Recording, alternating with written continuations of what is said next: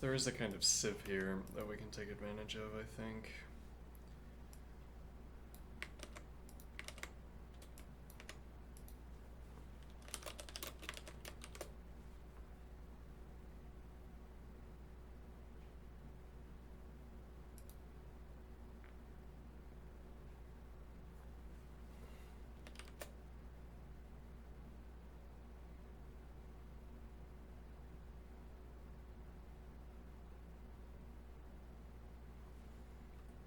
Yeah, my grasp of this is not quite there.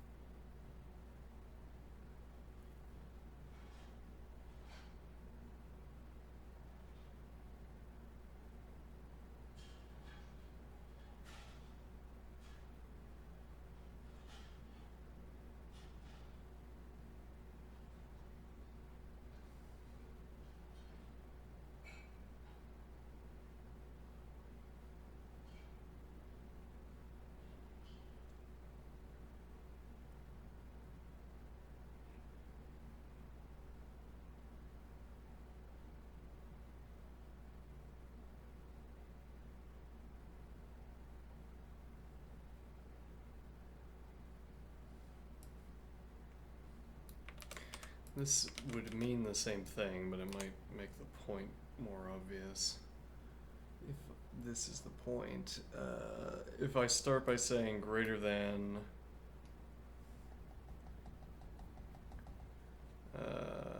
let's see, let's think about our cases here.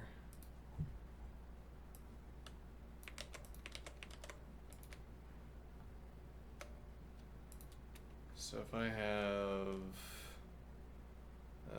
v for value, and then I have m for minimum, and then I have m for maximum. Alright, so now I have v outside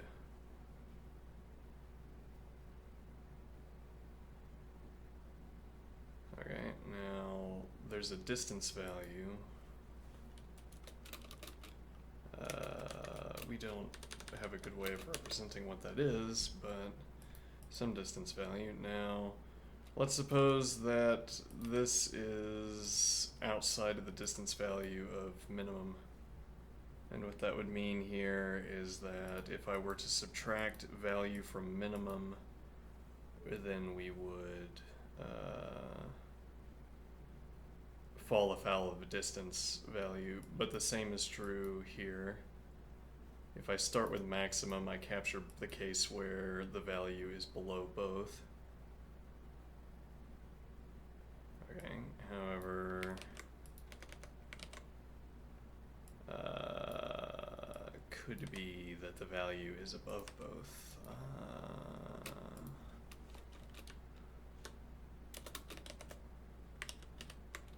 And now value minus maximum also works for this case.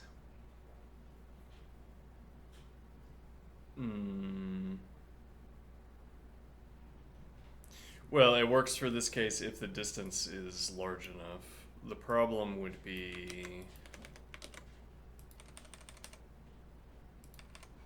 this. And we can increase the distance a little bit.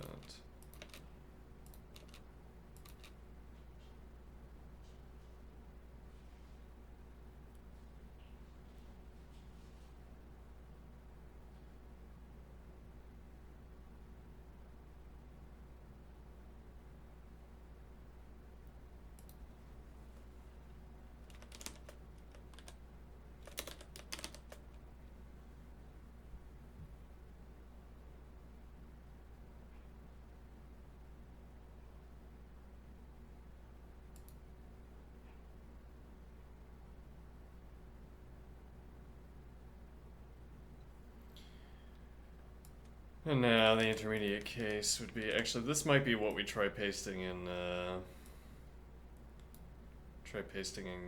canvas, see if the model can interact with this.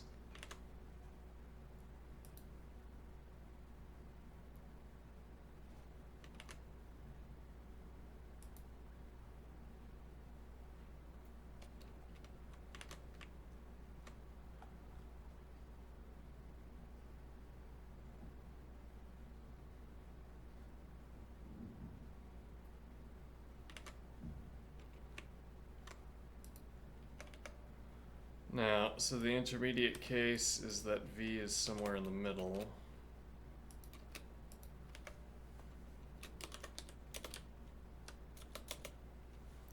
Copy and paste this. Okay.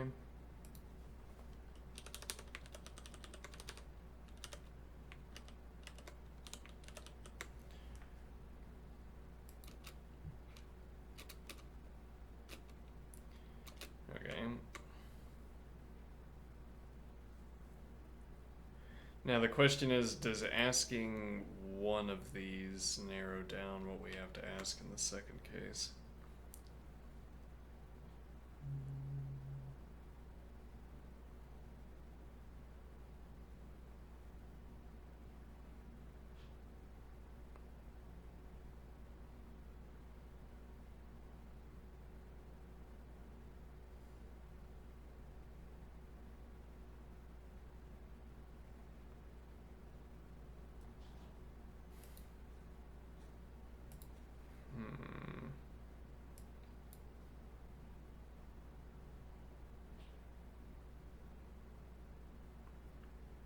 Well, it would be symmetrical, true, so it's more a question of whether the number of questions I have to ask.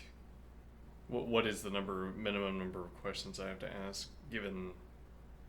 Yeah, I mean, again, it would be symmetrical, so I can't say given that I started with maximum, but... And then it also doesn't make sense to say given that I had to start with one of them, because I have to start with one of them. I mean, there isn't an alternative than starting with one of the two cases. I don't know, I guess you could say... Nah, never mind. Alright, so maximum minus value could trip the distance. It would not trip the distance in this case, the distance constraint. Similarly, would not trip the distance constraint in this case. So I ask this first. Let's say doesn't trip the distance case, and then I go back over here, and it does. Doesn't seem like that limits the number of questions we have to ask, though.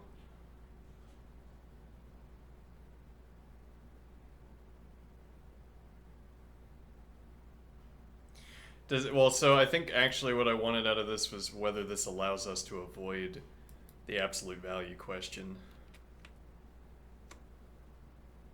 Interesting. And the idea is that in this case we would need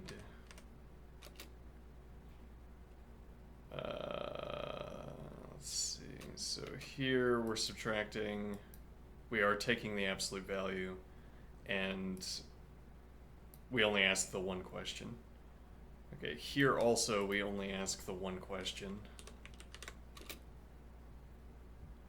Here we have to ask two questions, but value is greater than max value. So actually, let's get another copy of this.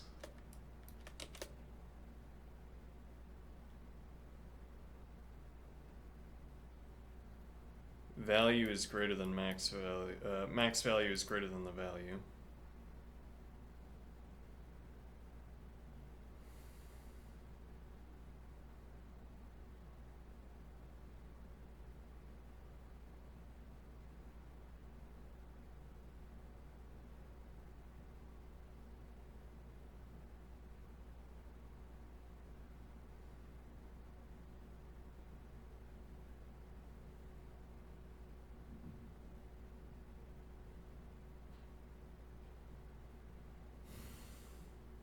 So the idea is that we have the max value, we subtract v from it.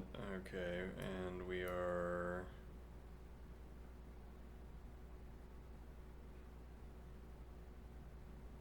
So if v is within range of max value and outside of range... If v is beneath max value but greater than min, here we wouldn't have to run absolute value. Here we wouldn't have to run absolute value either. The only reason we need to run absolute value is if the value is less than min. And then...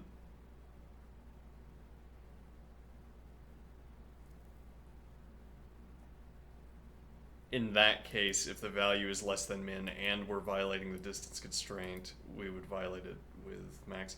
Yeah, but I think the actual problem here would be let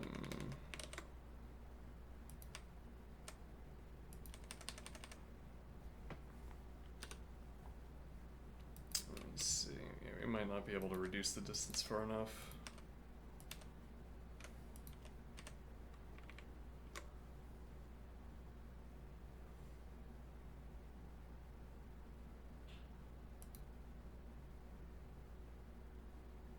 Yeah, I don't think that changes anything. Like, for one thing, we've contracted all of the values, so this is just making the example less convenient. Even if we did this to move them outside, value is still greater than minimum value, so we don't need to take absolute value.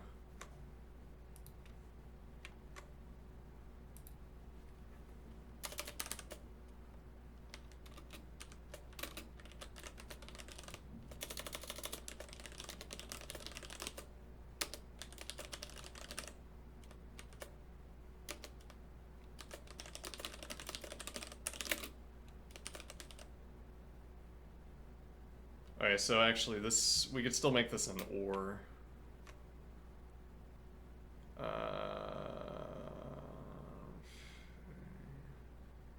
Yes, because it is the same output. Okay.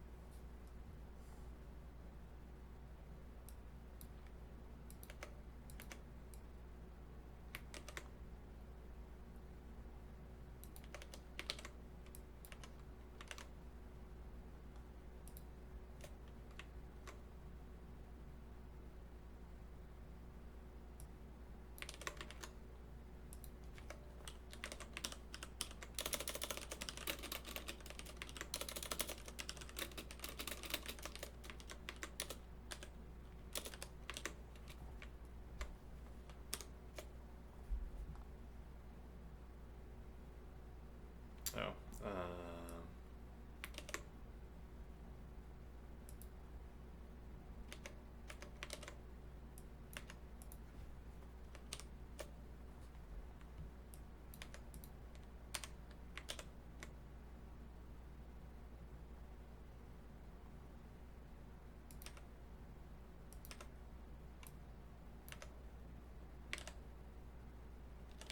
You win infinite. Oh no.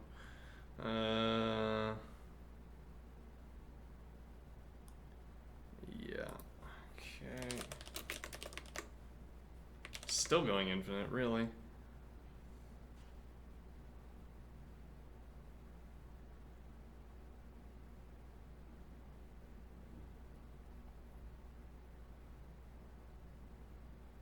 Oh, we had two potential sources of going infinite there.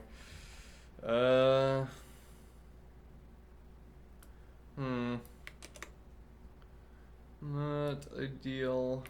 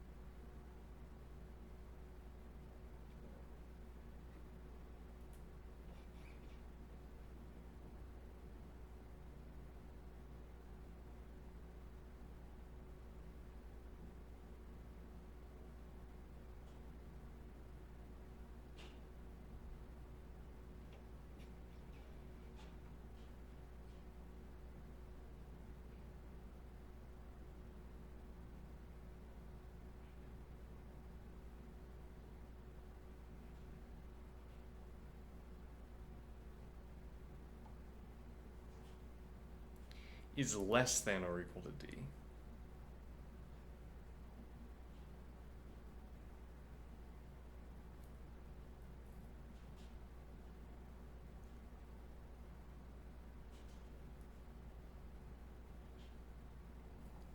I've got to figure out something with my sleep. I gotta figure something out, because this is like staring at a wall. I can't think. I wake up and I'm immediately so tired.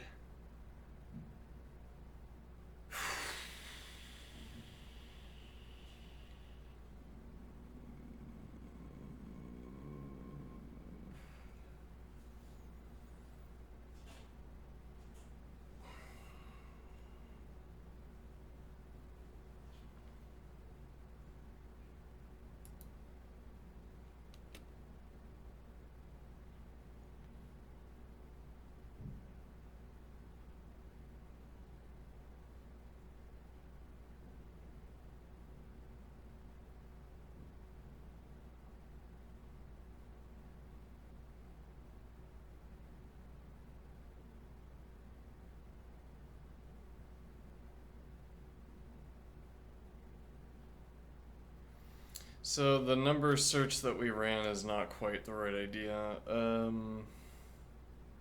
apparently. Instead, what we're supposed to be doing is finding R1I minus R2J.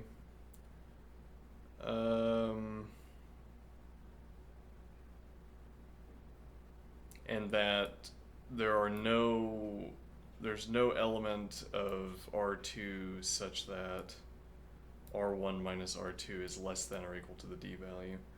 So this suggests some kind of test.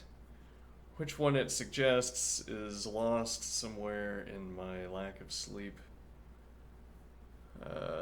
Lost somewhere in being awakened multiple times.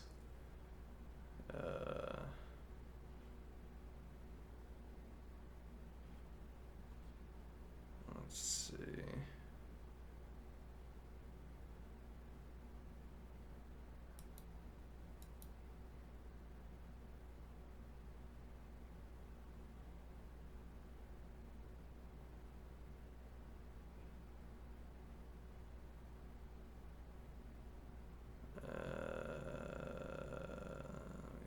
So we're supposed to say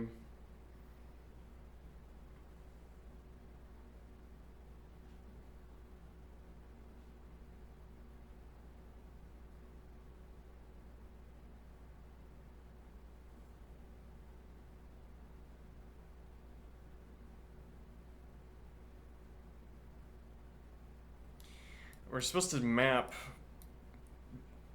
some arithmetic operation combining D and R2, I think, and then the idea is that we check R1 against those mapped elements. My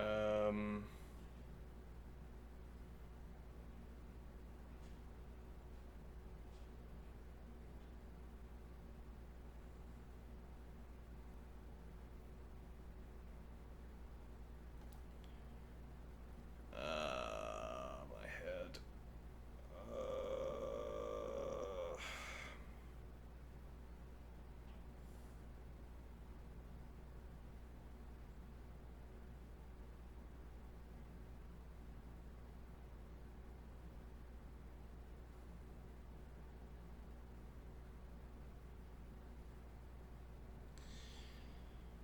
I need to take an hour nap or something. If I'm gonna get anything out of today.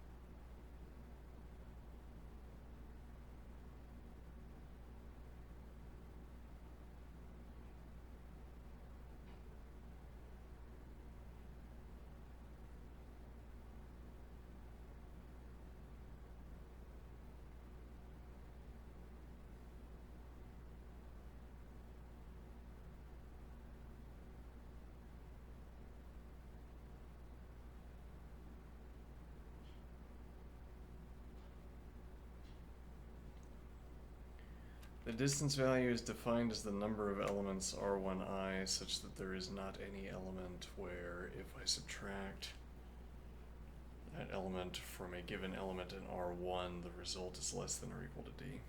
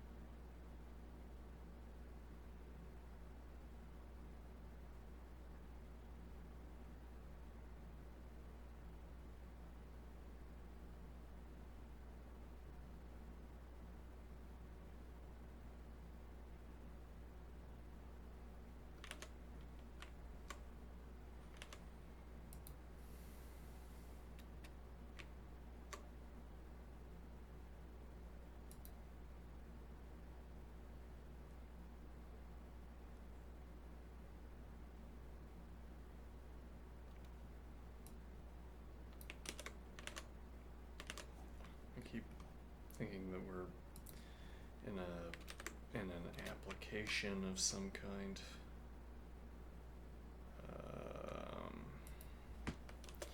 Sample R1 and R2 cases. Sample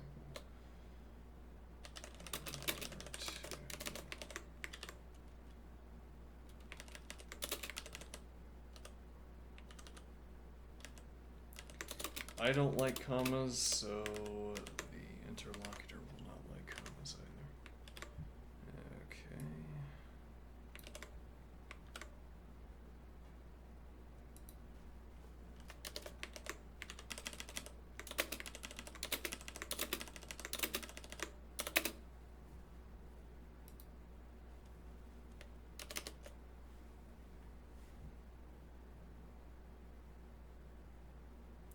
Though this gives me more of the answer that I'm looking for if I can try to understand this. So close pairs, those with apps of A minus B less than or equal to D, which make the R1 element not count towards the distance value.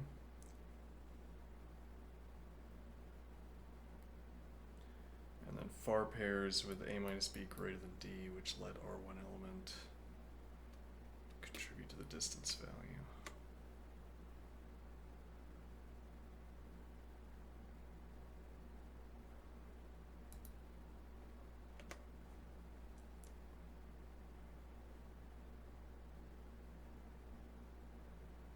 Oh, I missed the value of D.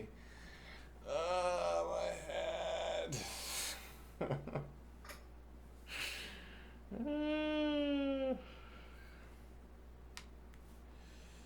Yes, apologies. D value is 3.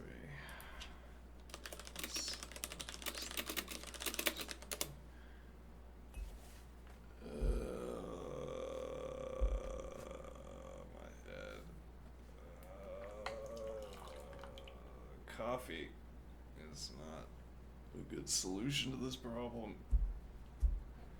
And yet it is the only current solution.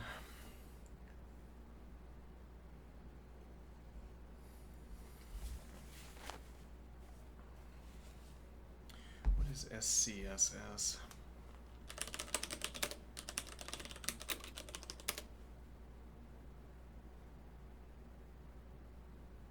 SCSS syntax. It's a superset of CSS. Let's see.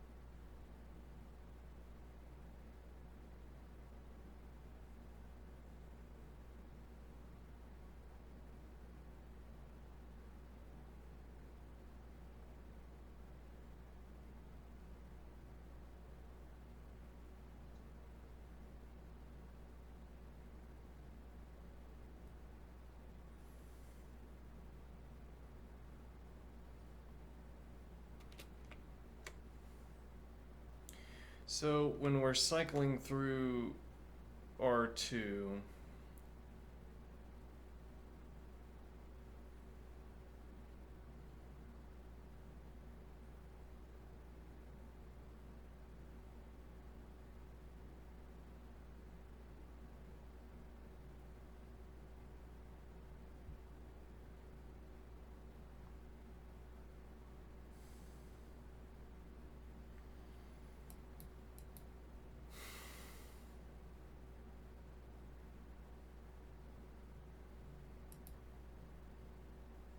well, and so if we still get the, yeah, my thinking is completely gone. This is astonishingly, astonishingly bad. When we're finding the min and the max values, um,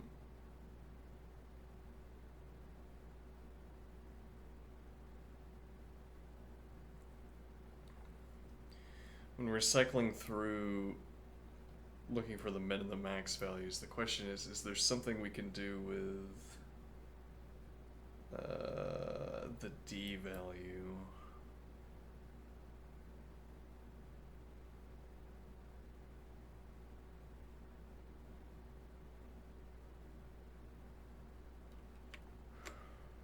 Relative to, well, so it would, we wouldn't have to run the arithmetic. Even supposing there is something we can do with the D value with the output of the min and the max values, we wouldn't need to do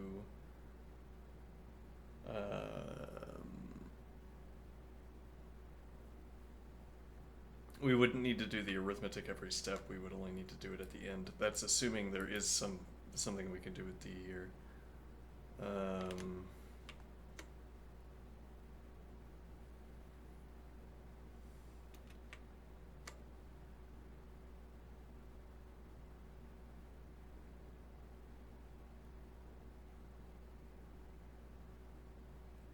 But I'm thinking now, this example is showing that this line of reasoning is bad. This min and max value idea is bad.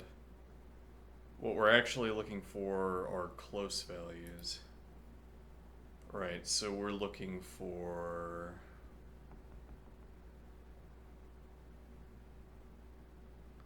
Right, but there's not a good way to...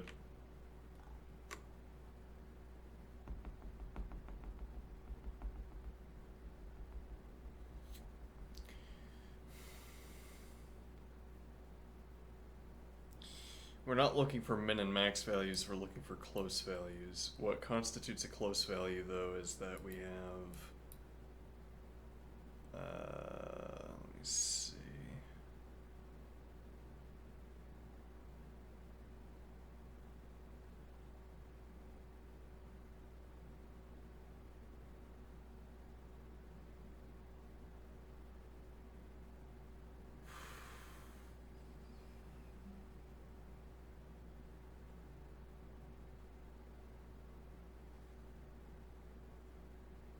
I mean, we could map plus or minus 3 to the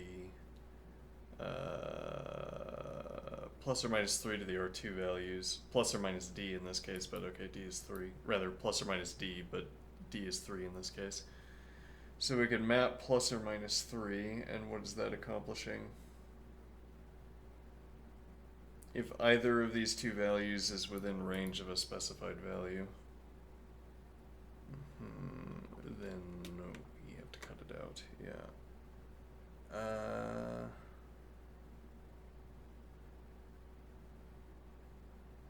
We could similarly ask...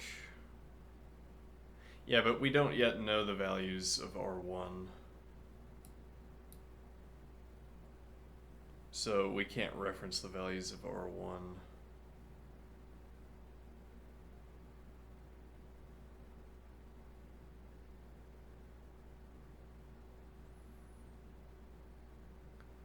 In order to determine, well, so we would be looking at, well, and also there are different values in R1 placing different requirements. Otherwise, we're asking, for instance, could we, it wouldn't be a map per se, but we would do plus and minus on each of these. Well, we could map it into a pair. We'd get an ordered pair as the output, and that would be a mapping. Okay, and then we'd have plus or minus the d value, and then we ask whether either of the plus or minus falls within range. But then the idea is that if I was going value by value, I could say this value is greater than -4, so we only have to add the 3 instead of minusing the 3.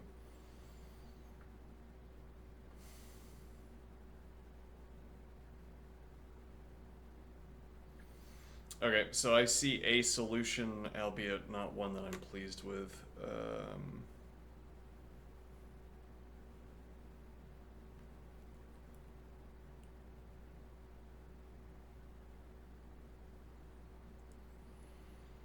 And that solution is that we cycle through, with each element, we cycle through the entirety of R2, and we pose that greater than or less than question. Alright, so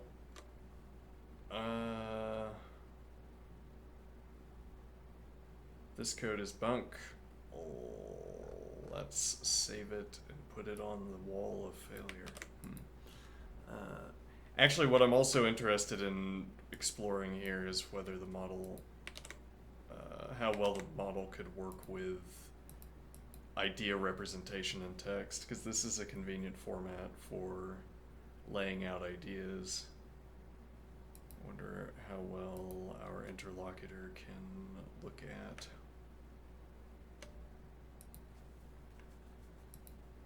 Alright. So what we're gonna do,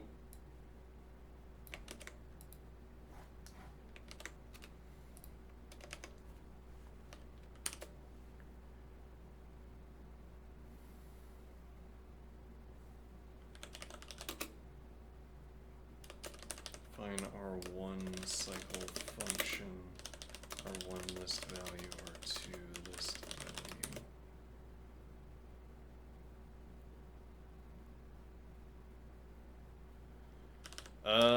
So we could put R1 in a box. We don't have to do that, though. This is the kind of question we could ask the model, particularly with the model's capability to read assembly.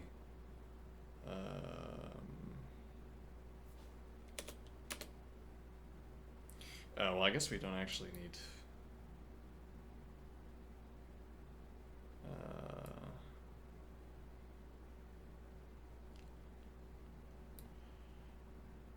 We could do accumulator counter. Yeah, we could just do counter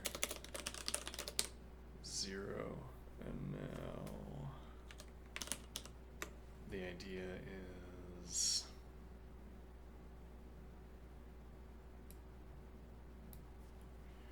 we don't need this. We don't need a block definition. We can say cont null. Actually, if null R1, then counter. Otherwise, run find the distance value, CDR R1, R2D, and plus counter. This is a little bit horrible, but whatever. Plus counter fold L plain lambda.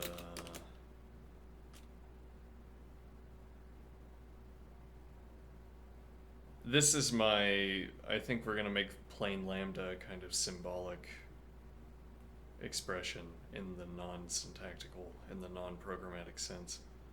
I could run everything as unsafe because my code is perfect. Sometimes.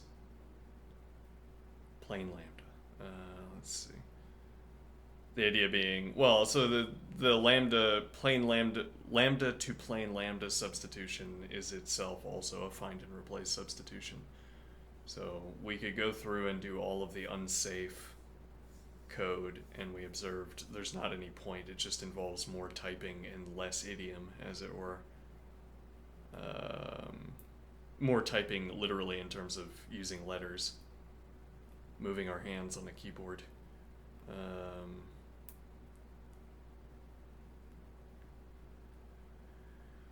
plus counter fold L plain lambda value result if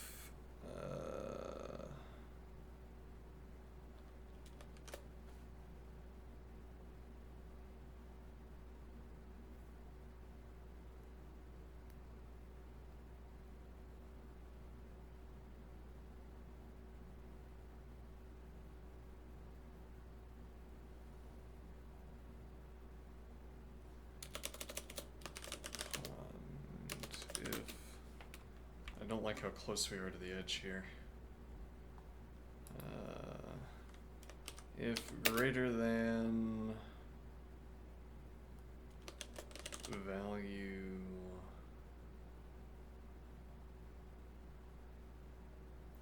so we yeah, I'm not sure how this grammar works, but we can do let car value car R1. Okay, and then we're going to have if greater than car value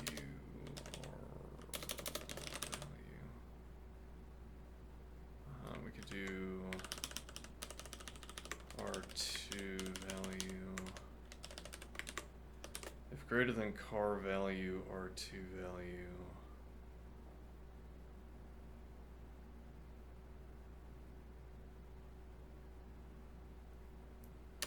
then if this would, hold on, this is a cond already, so we'll do this.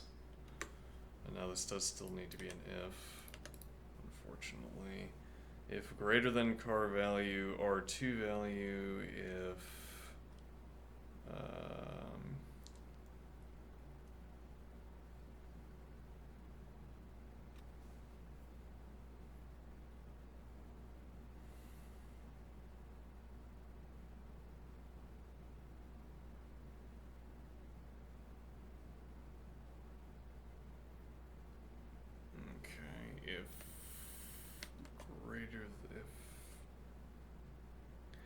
greater than minus car value R2 value D, then result, keep that, and then result, otherwise add one result. Okay.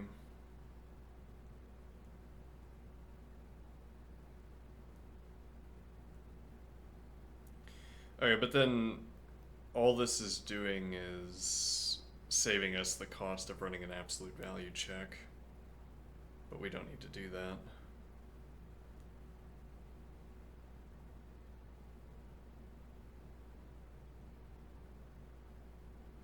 Right, or rather, it would be cheaper to run an absolute value check. So this would be probably our absolute value operation, and then this would be an if greater than apps of minus car value R2 value D,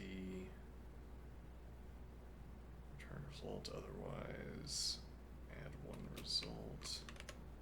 I think we have that reversed.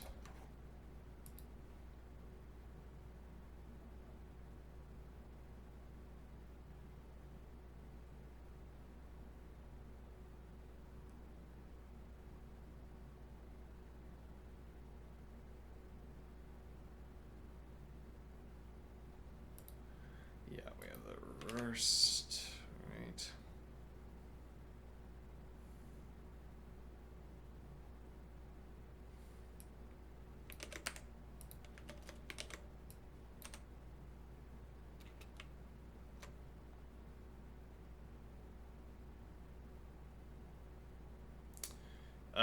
That is incorrect.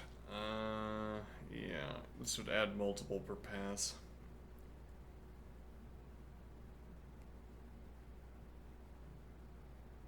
So rather we need to do something like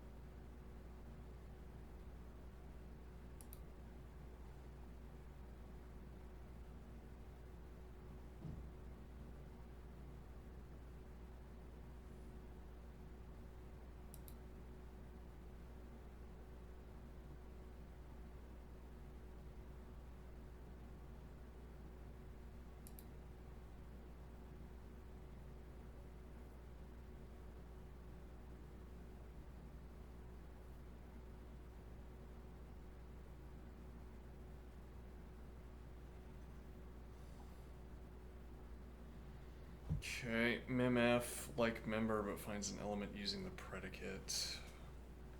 An element is found when proc applied to the element returns a true value. Yeah, we don't need all the elements. We need find.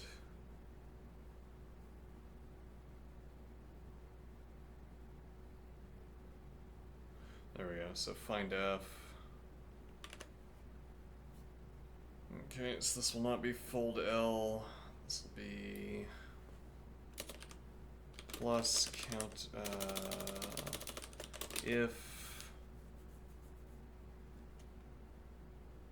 find f plain lambda value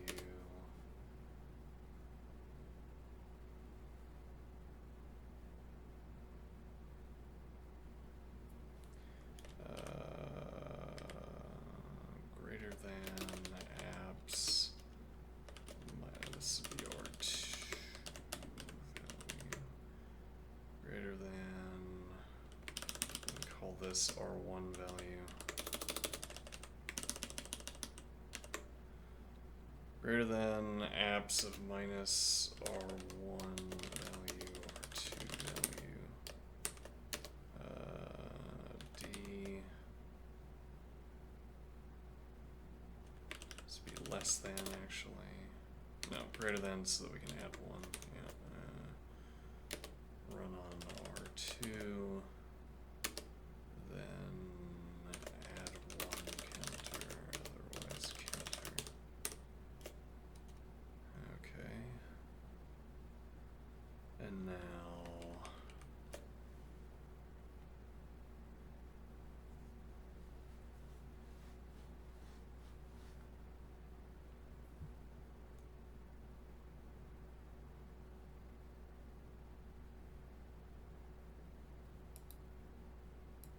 wait.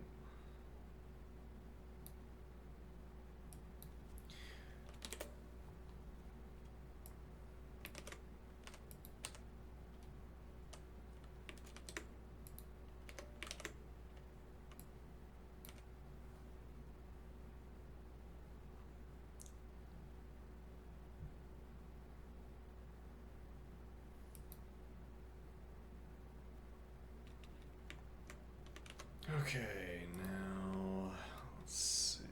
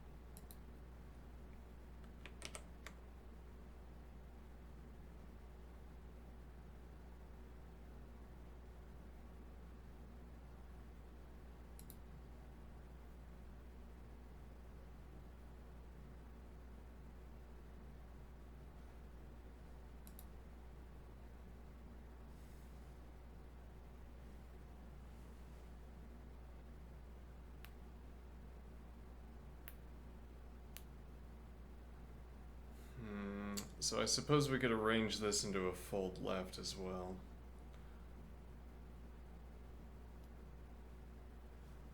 Let's see.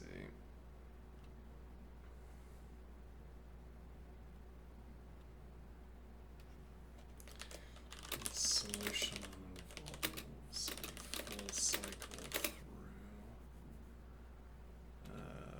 R2 for every element of R1. Let's find out if this works before I...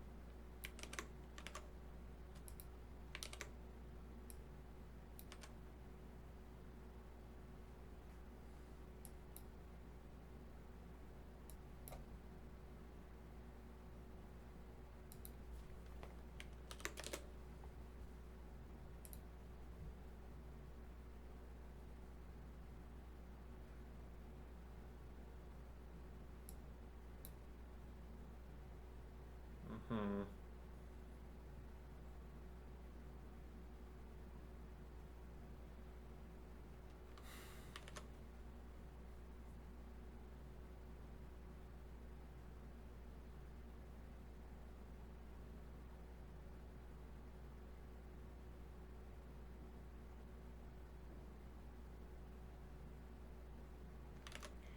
Never mind, I take it back.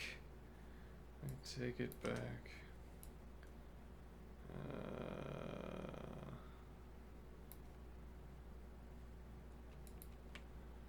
Well, I mean, this could be the point of having...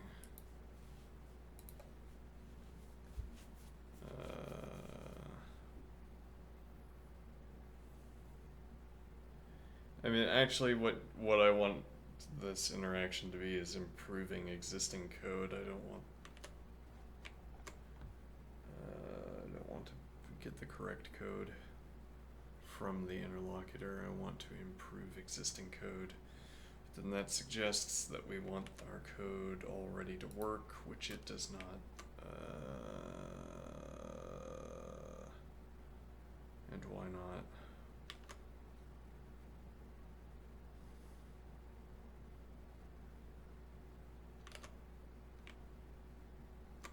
So D is equal to 3.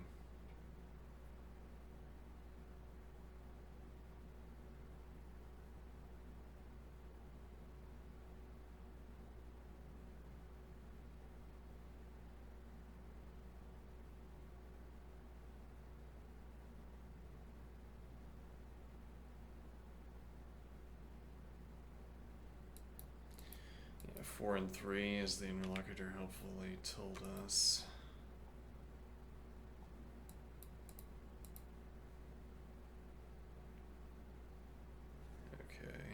What is our code doing?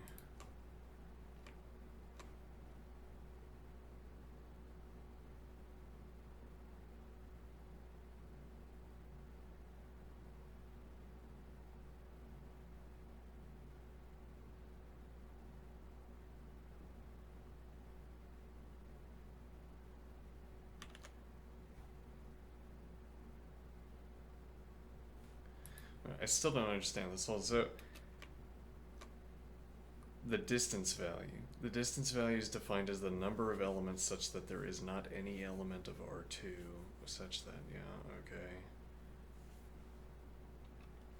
In this case, 2 and 3, no, rather 4 and 3 fail that because of the 6. So we would be counting 1 and 2. Alright, and in my code, what we are doing is, if we find a value,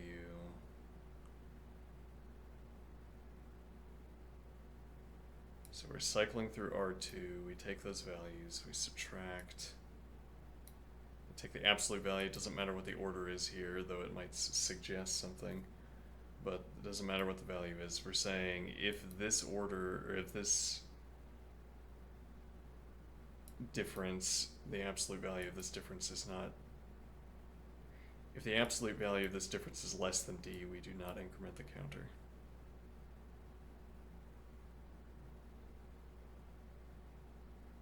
And if that value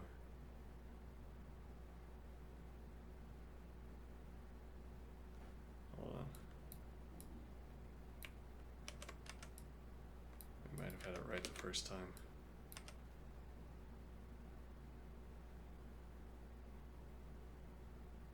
No.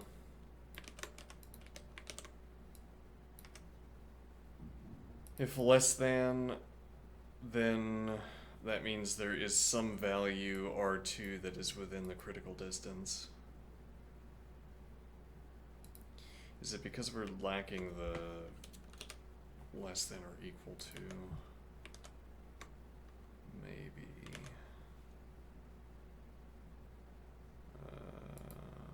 Let's see.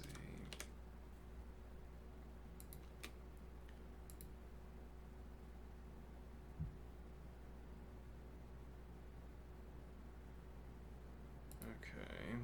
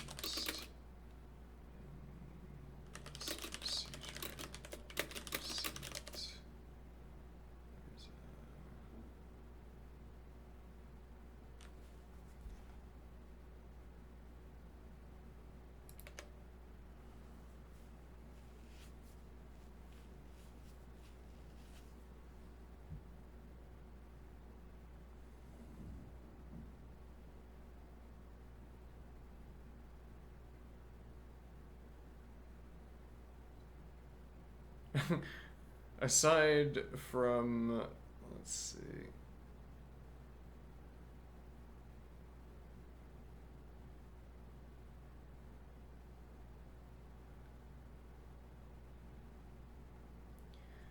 We might have to.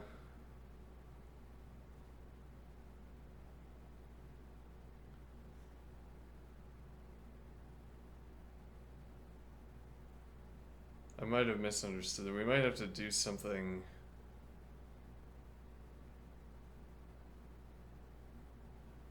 to have our interlocutor read the code.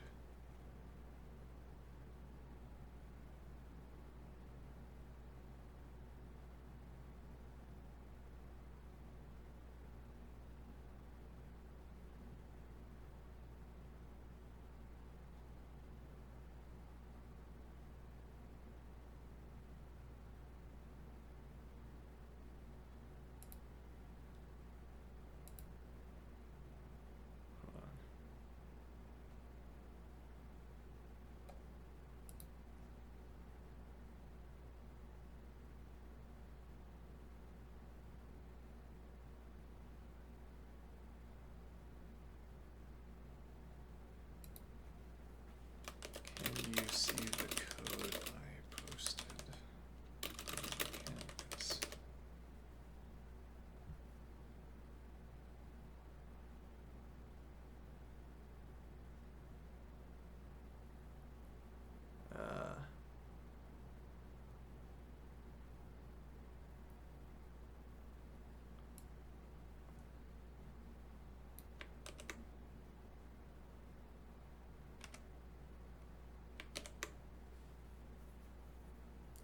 Let's see.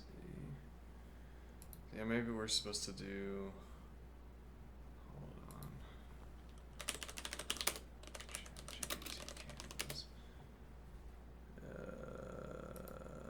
Let's see. Okay.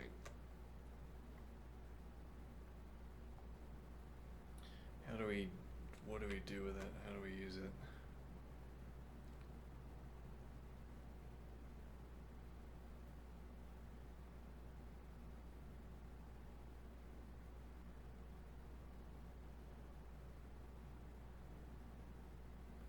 Oh, also, what is the? Yeah, it's currently 03, alright.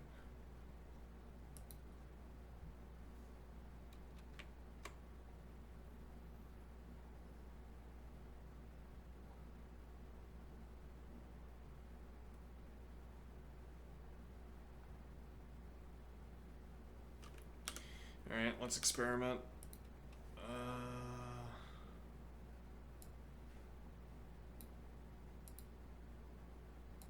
Nope, let me see.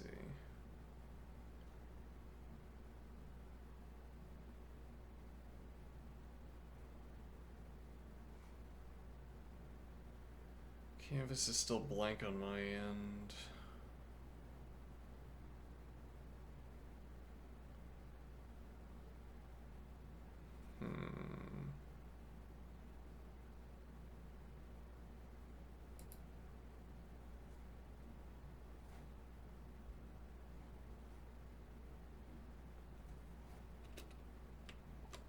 Let's see.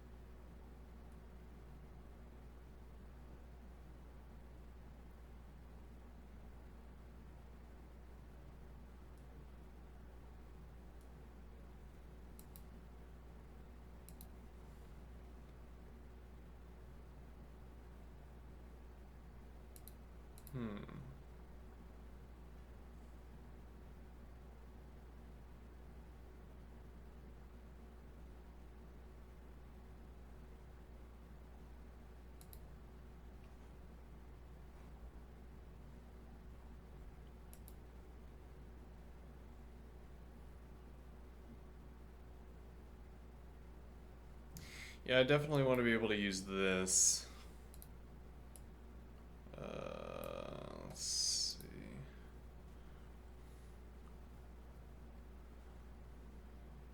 Let's see. This is the code in question. Can you see it in Canvas?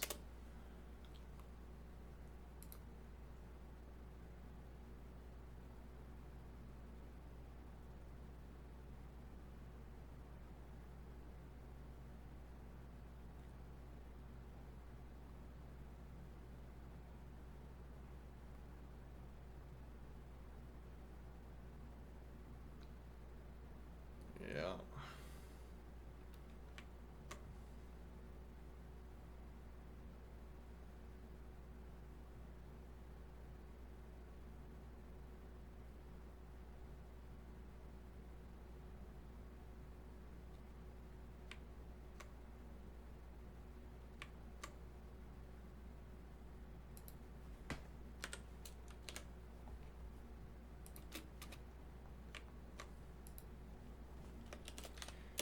LeetCode, which is for this puzzle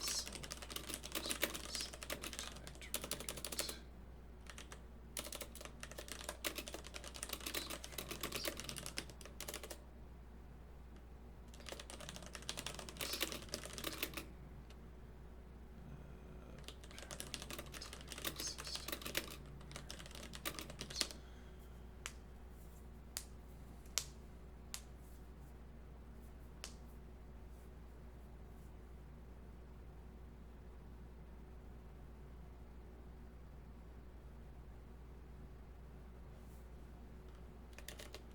Do you suppose there is a way to solve this problem without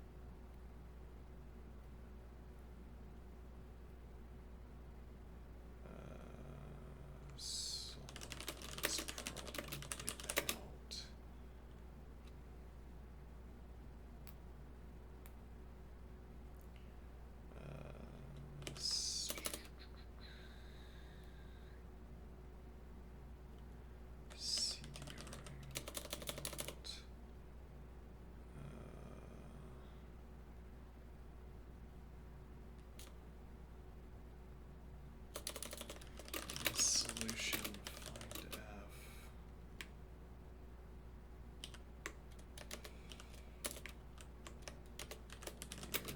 Inclusion amount two is correct. In this solution find f.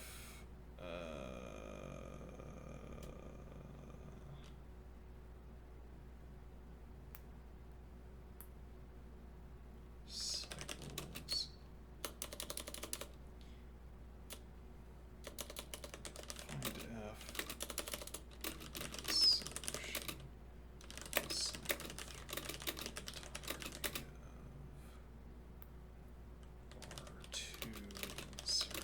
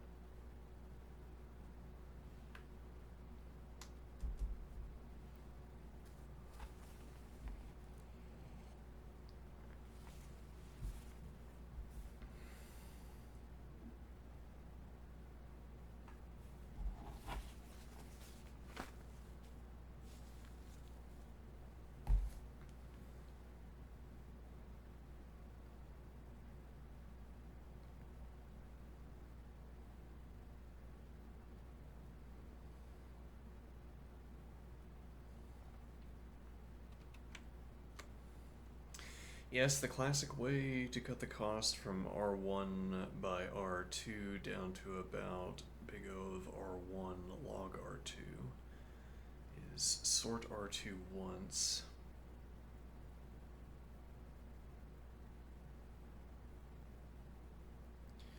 For each A that is an element of R1, do a binary search in the sorted R2 to find where A would be inserted.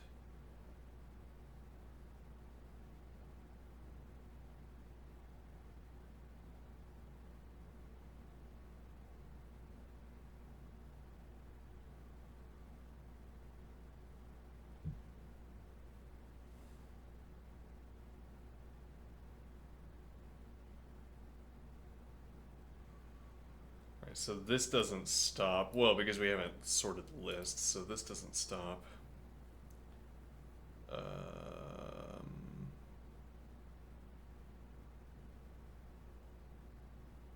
This doesn't stop at any point. It doesn't stop until the end of the list.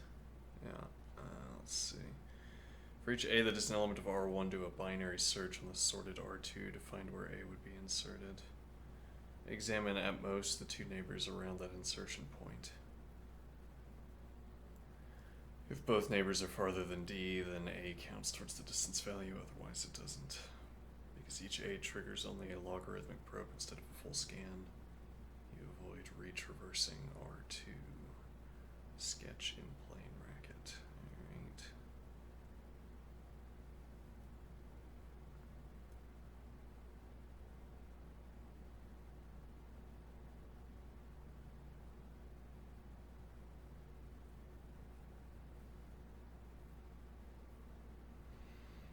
This is like a kind of argument by induction. At least one extra step away in the sorted order, so its absolute value, absolute difference can't be smaller than the closest neighbors. Okay.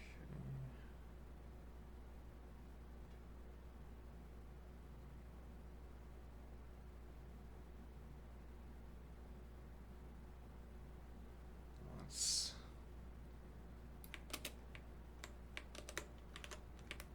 look at this code.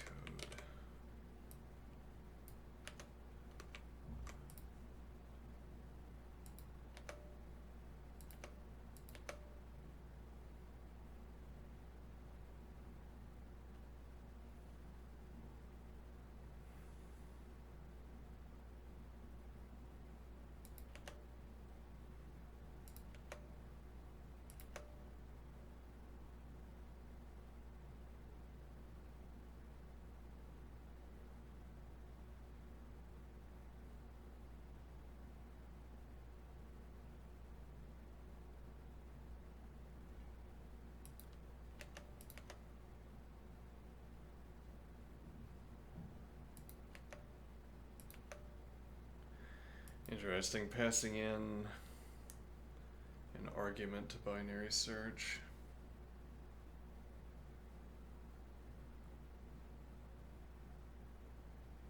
Gotta ask how much overhead is incurred there. So here we sort R2 based on less than. We have an opportunity to dope here, not for nothing, though. Place a sentinel value, though recent conclusions have said maybe don't do that. Right now.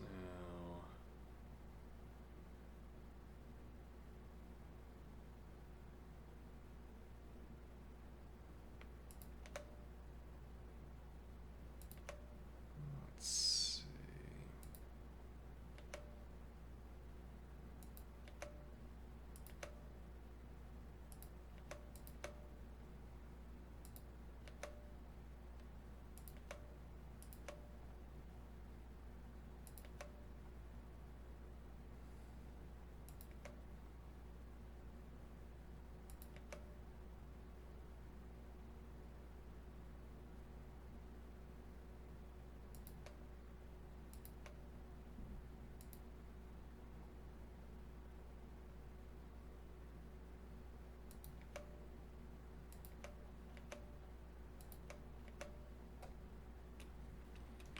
Okay. now that this is legible, let's let's see. It's already 11. Hold on, I have to take a break. My head. I'll be right back.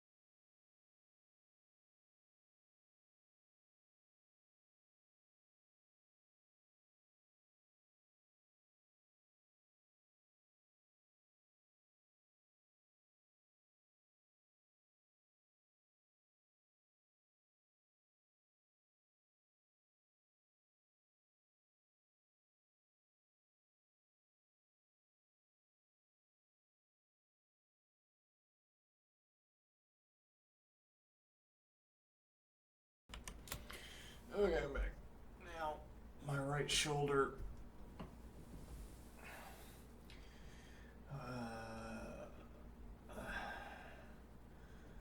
Doesn't feel so good. There's always something that doesn't feel so good. Well, this could be like the natural. Let me reduce the microphone volume again. This could be like the natural.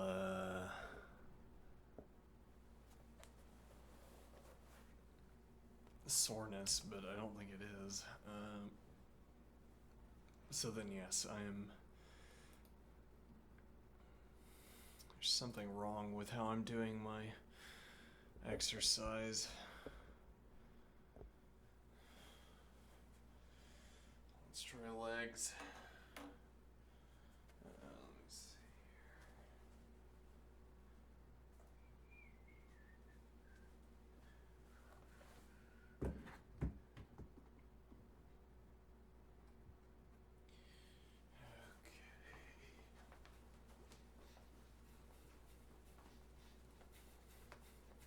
It's always the same position, too.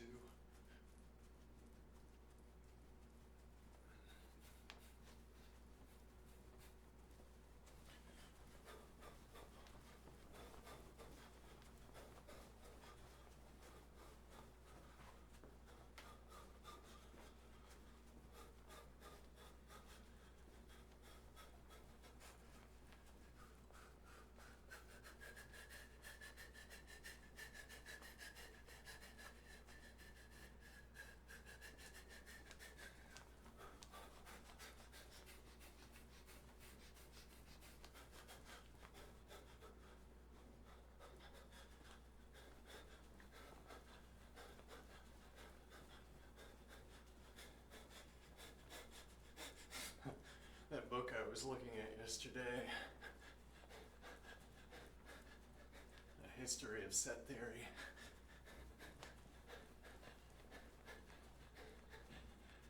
I feel like that's going to be that would be maybe a better read for philosophy of math than a philosophy of math book. Sort of explore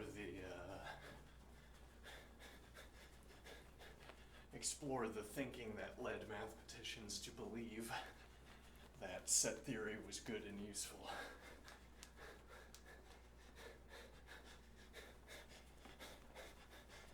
Now I'm enjoying axiomatic set theory mostly as an exercise in algebra and as an opportunity to contemplate what we mean when we talk about equality, identity, and etc. And then, I guess, in the long run, the point is to have the note-taking and note-reading capacity. Now, though, I'm suspicious of the idea, the normative idea, that we should think about other math objects as sets.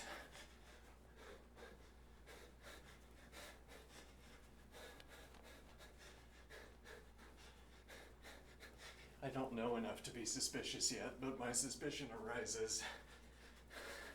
It's satisfying to think about other math objects as merely being sets of sets, because that means that we can ground our discussion.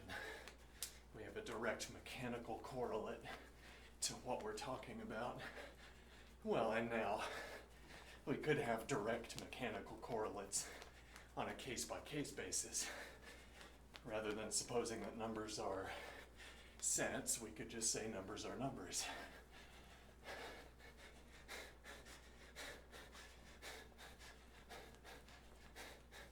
If we had, as it were, a terminal that only accepted set-based inputs, then we would need to come up with a way of representing numbers with sets. Or if computers couldn't comprehend numbers, much to say the same thing, if computers couldn't comprehend numbers except as outputs of the successor operation, then we would need to come up with that kind of representation for numbers. But otherwise, I wonder if this numbers as sets idea is merely it satisfies some kind of urge for groundedness, but it's a false satisfaction, so I imagine. So I am thinking,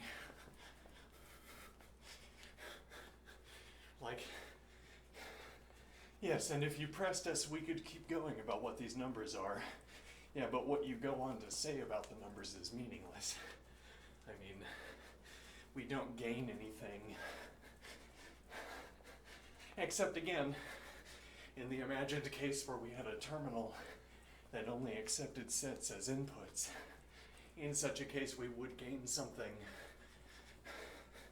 by being able to cash out all of our number discussion into the terms provided by sets.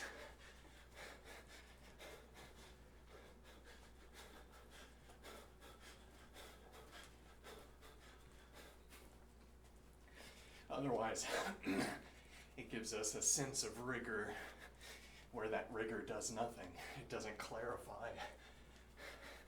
It doesn't make the formalism easier to work with, so far as I know. I mean, I assume it would be more difficult to do number theory if we had to call every number by its successor operation designator.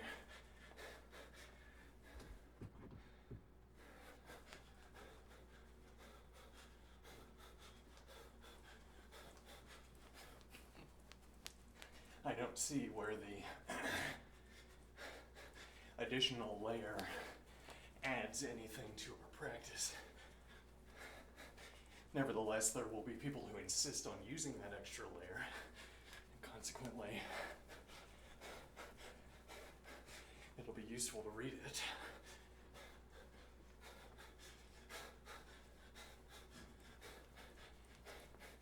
And now my point, well, so seeing how mathematicians came to believe that sets are how we should represent every mathematical object, that seems like a valuable exercise in philosophy of math, understanding their thought processes. It's like it gives me a bridge I can use to understand how sets are supposed to be used.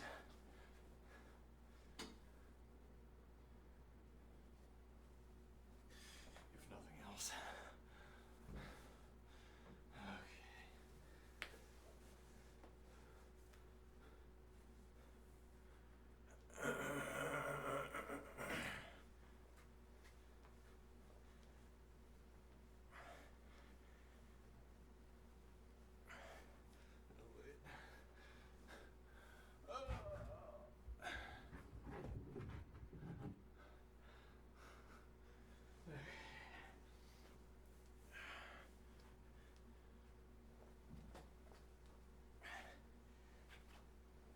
Now,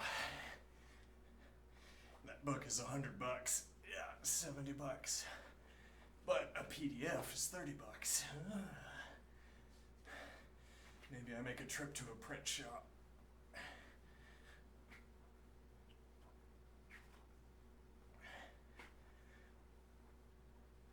It's like $5 to print off. Well, it's like 500 pages, so no. Yeah, fair point. Let's see. Right, we figured out this exercise yesterday. Okay.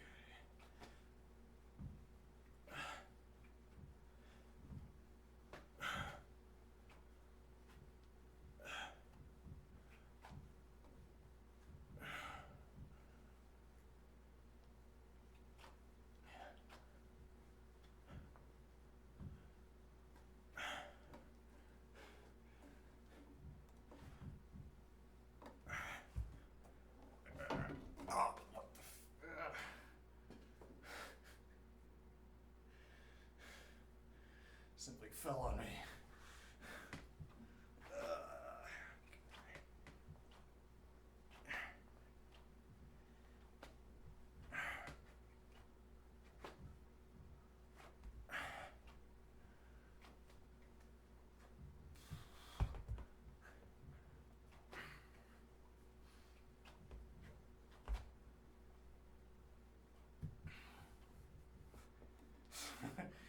In the future, the basic unit of mathematics is model comprehension.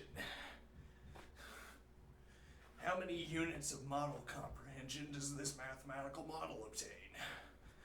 How many units, how many GPUs does it take to trick a model into understanding my math?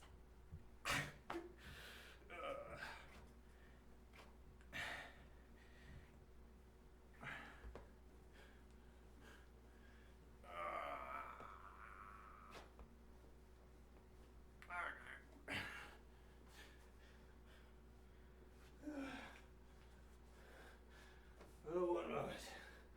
My hat fell off. And my walking stick fell on me somehow.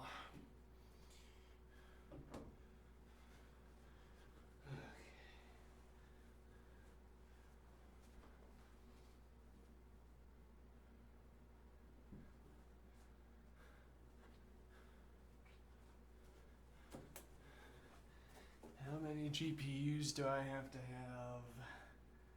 trick a model into understanding my horrible math?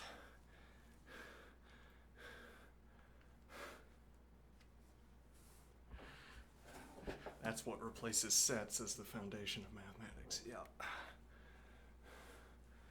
Sounds good to me.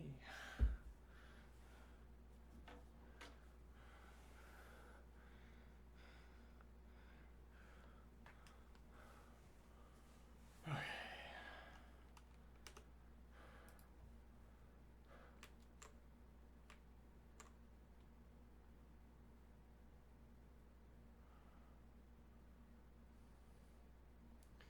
Define IDX, the output of a binary search with less than or equal to sorted to and A,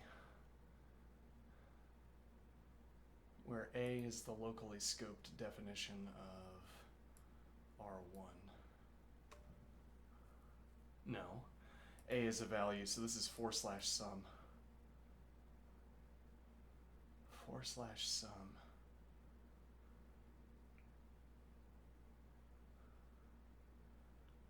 Let's see.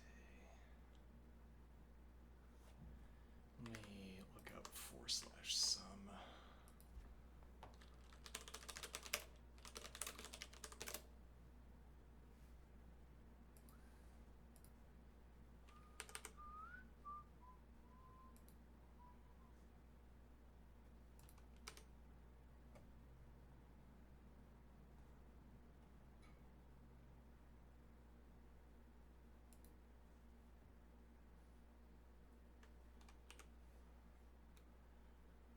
Iterates like 4, but each result of the last body is accumulated into a result with plus. Alright, I don't think this should be /sum, I am guessing. Oh, maybe. So the results of the last body.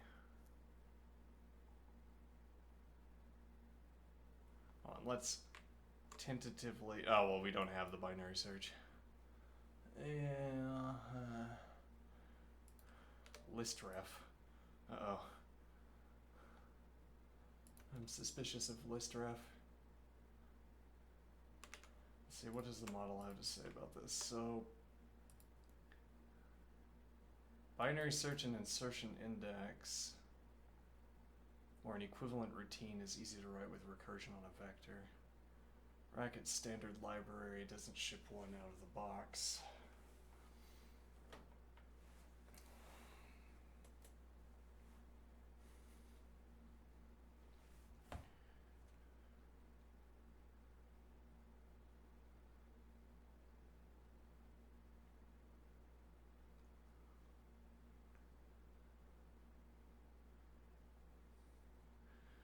So the issue here would be that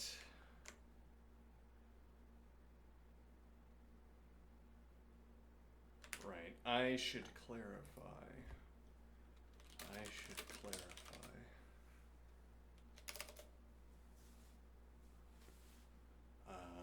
LeetCode provides all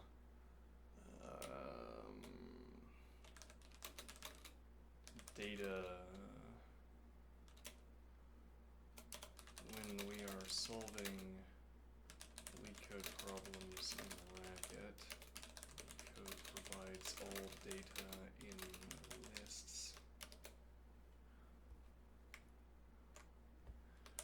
This remains true even if the problem statement refers to arrays. Confusingly, when the problem statement refers to when the problem statement refers to linked lists, we are required to work with a struct that LeetCode provides in the primitive data object.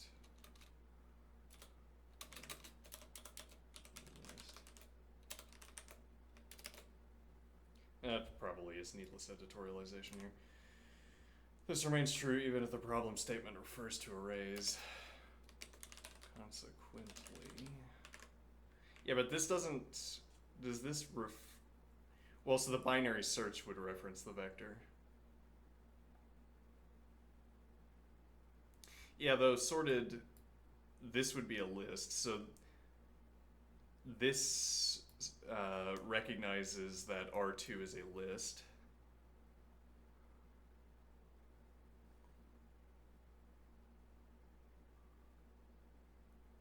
Because sort, you'd have to do vector sort. There is a vector sort, but this isn't it.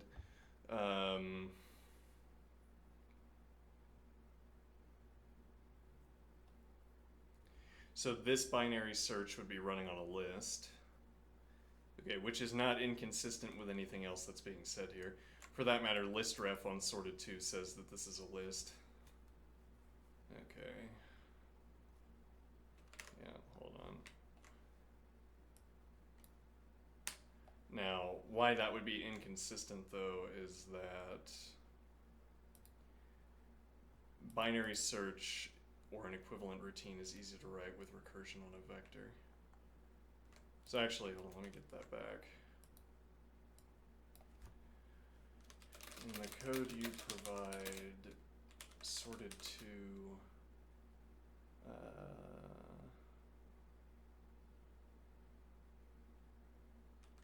is a list.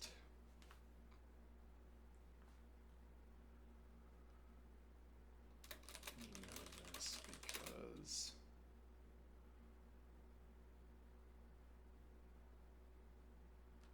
so this is why we have yeah, okay. I'm going to place your code into the canvas and then so you can see it. I'll just do that. Okay, hold on, notepad.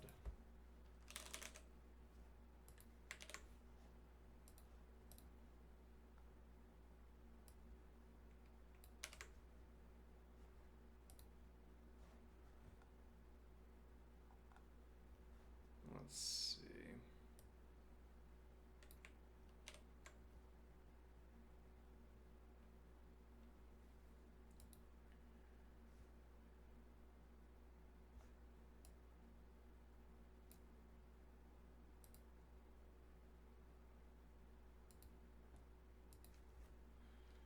I have placed your code into the canvas. I might have to... Can you see it? If not... I will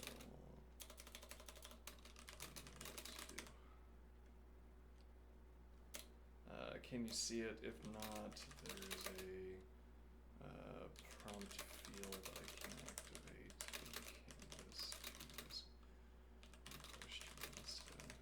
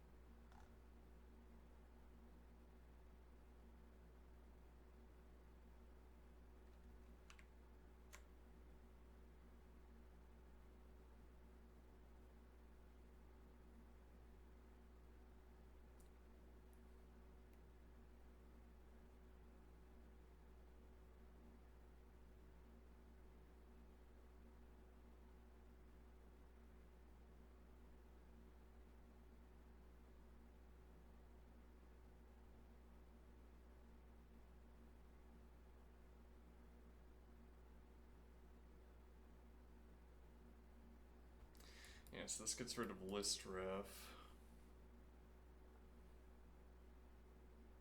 Okay, and this notes that we had to perform list of vector.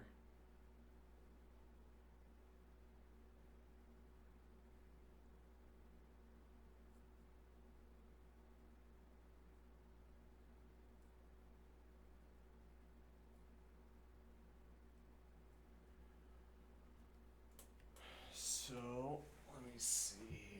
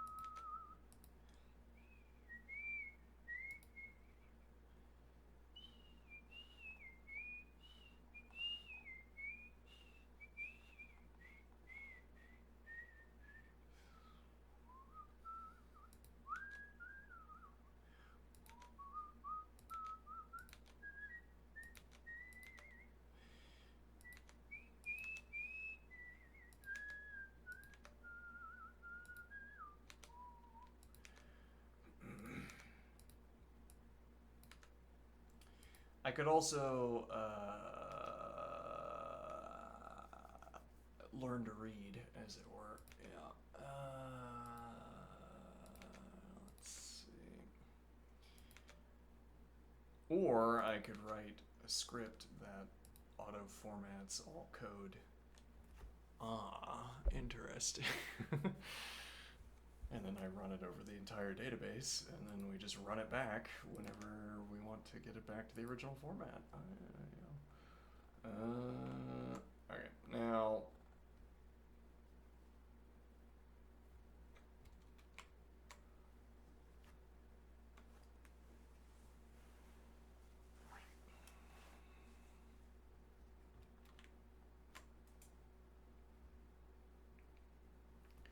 So we have define IDX star,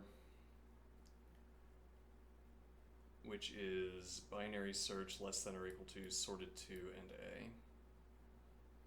Okay, and our binary search takes a vector.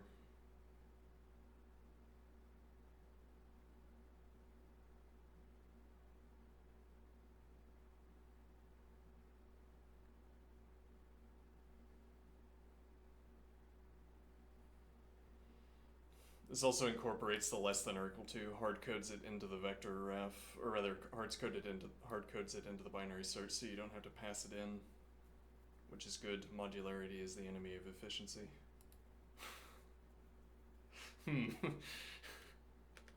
At least again for these one-off puzzles, modularity is no good, which is maybe bad for learning. Yeah, whatever.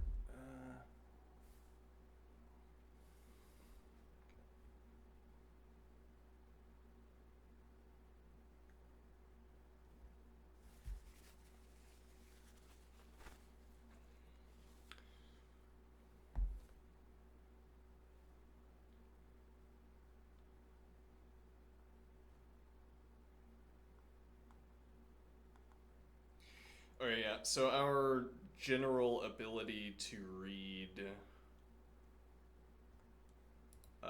other people's code is well behind, because while I have periodically looked at other people's code on leetcode, I have not made much of a practice. And now I will have to... Yes, well, so this is a kind of contingent impediment, as it were. Contingent impediment to working with the interlocutor, which is to say, this makes working with the interlocutor more difficult, but this isn't the interlocutor's fault. I want to be careful to apportion attribution of difficulty, blame that is, appropriately. Let's see. Though then my code makes the most sense, and consequently all other Racket coders should be striving to imitate my code, then we wouldn't run into this difficulty. But no one else yet knows that my Racket code is the best. So define IDX star binary search less than or equal to sorted to A.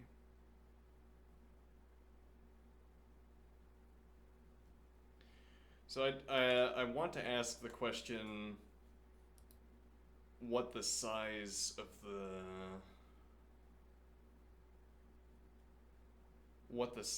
code, rather what the size of the vector would need to be before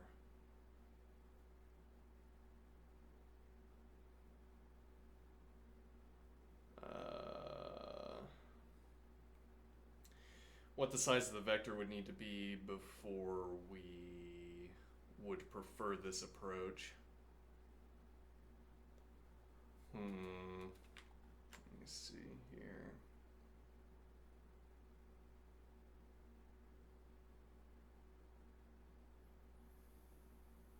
Well, so the vector, we could reason this out ourselves, ideally, though I'm still in a kind of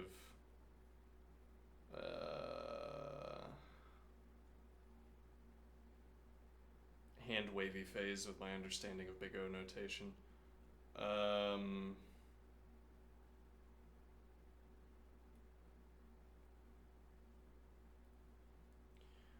So this notes that the cost is R1 times R2 because we have to, for each element of R1, we have to cycle through up to the entirety of R2.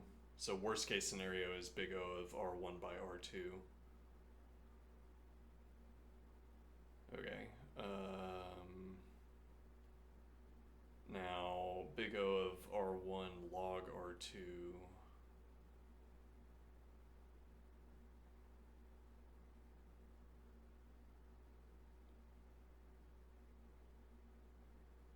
Yeah, right. In log n for the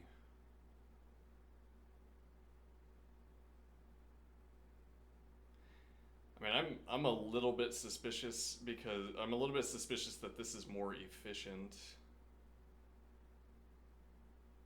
Well, I mean, big O works in a funny way.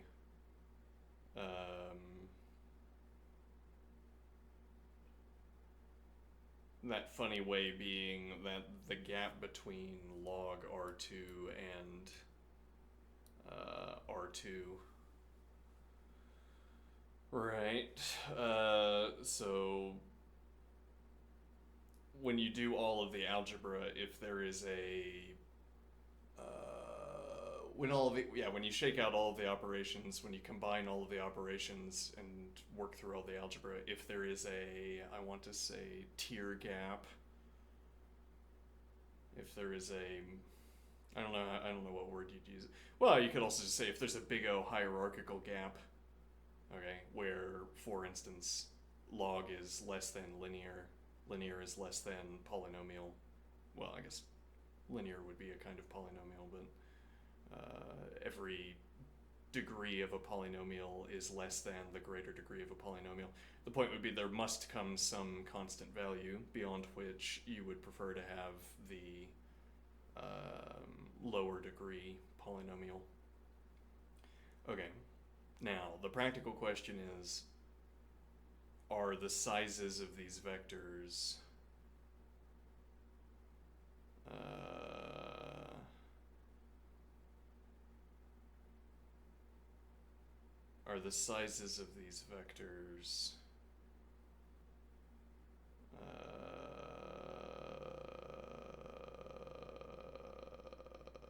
large enough? Right, so we have the problem constraint.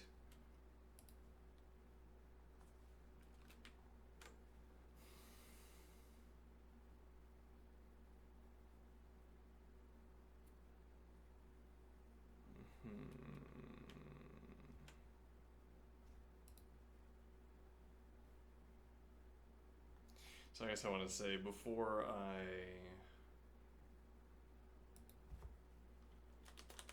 analyze your code in depth. Okay, analysis. Let me look at the Greek alphabet real quick. Okay, let me look at the Greek alphabet.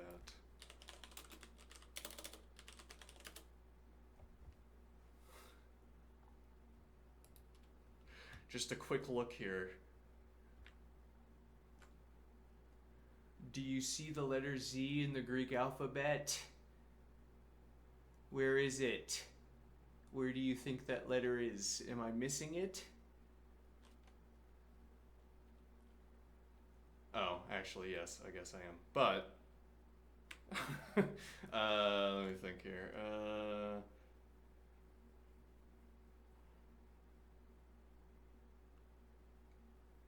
What am I thinking? Well, analysis. Show me the etymology of the word analysis, please.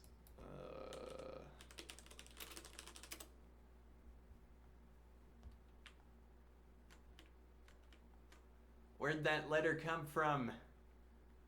Where'd it come from? Where's that Z getting in there from? Is it from Luane? Or however that's pronounced, I don't know. I don't know ancient Greek. Is it from Analusis?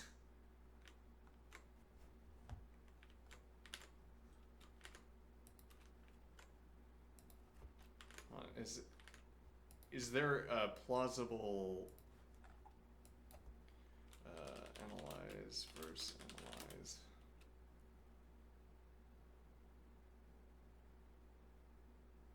Yes.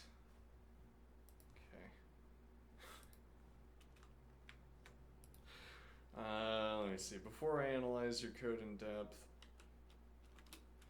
note that I note that your solution requires a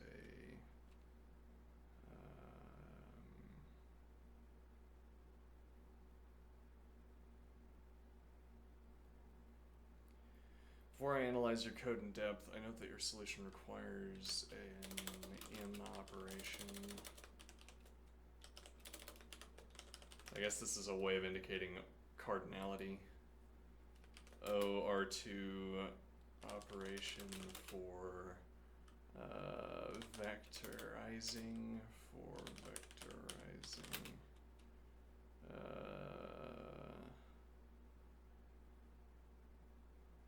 vectorization would be spelled with an S. Would it? Apparently not. Use enhanced spell check. Yes, I would like to use enhanced spell check.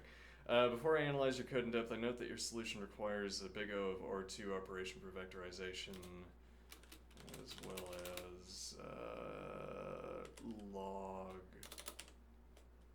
big O of log of R2 operations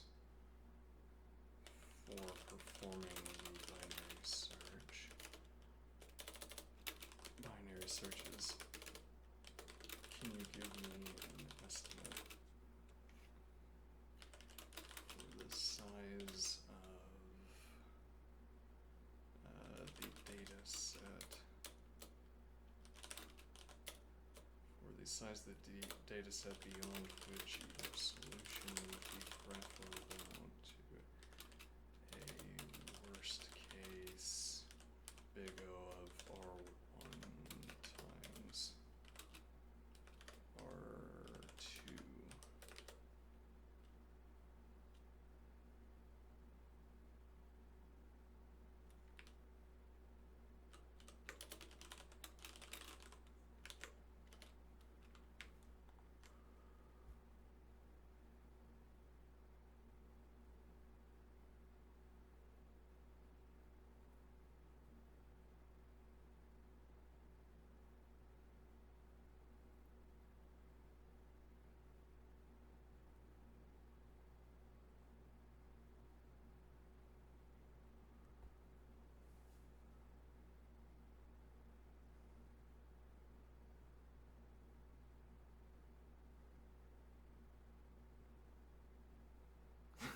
T slow.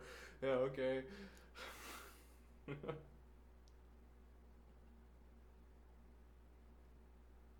Well, we'll see if mine is T slow, won't we?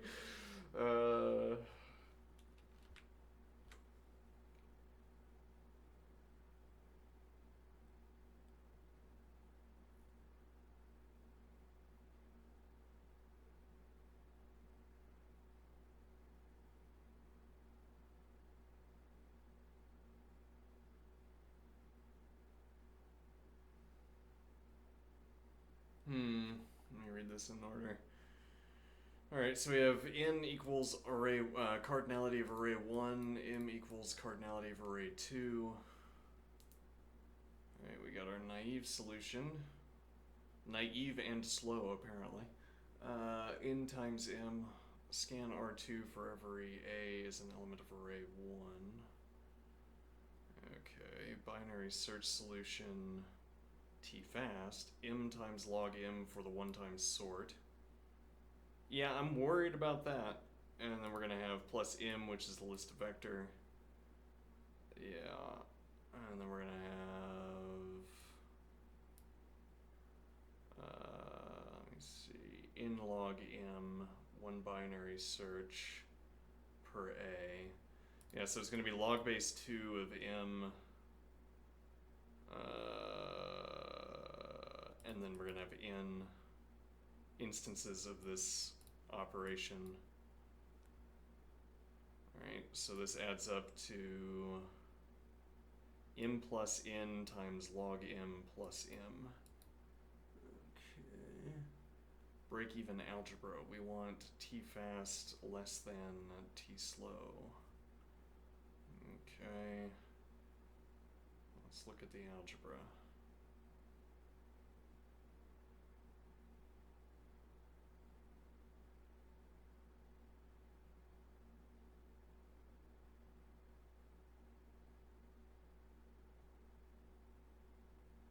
M plus n, hold on, m plus n log m plus m less than n star m.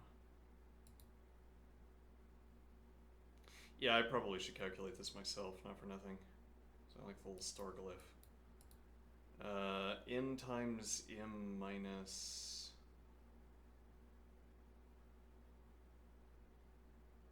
Yeah, let me use my own formalism here. Camera of my own, by the way. Okay. Am I muted? No. Okay.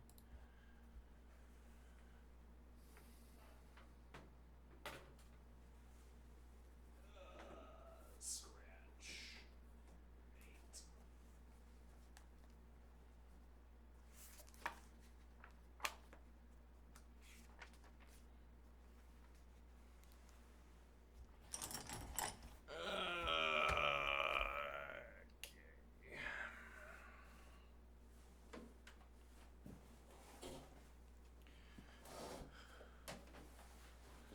Alrighty.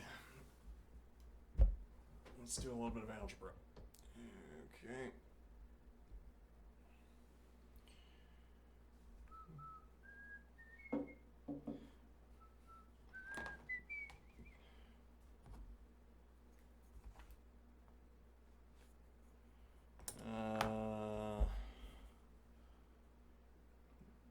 I don't know, e.g., whether hold on, we need. Let's see here. Options. Yeah, I can do that. Just to take some of the consumptive stress off of green. Alright, let's see. Alright, so what we have here is we've got in log m. Alright, I agreed with the analysis up to the algebra, so let's see. M log m is a one-time sort, right? So m log m. Okay, for the sort. And then we have, oh, what does that camera look like? I might need to, I didn't shift it at all. Okay, let's see. Yeah, and then we'll need to zoom.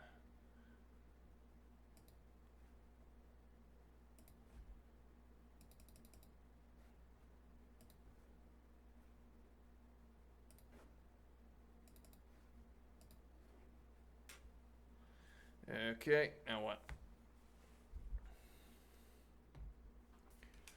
So we've got m log m, and then we have m for the vectorization.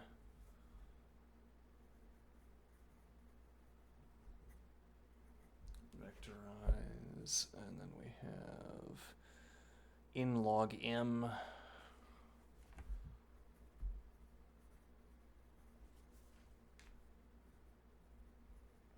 which is for binary searches.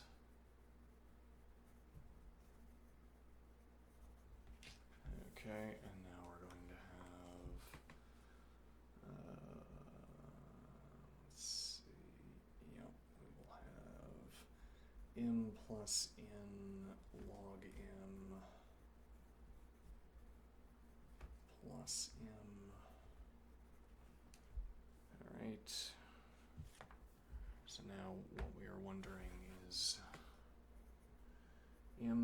plus n times log m plus m is less than n times m. Okay.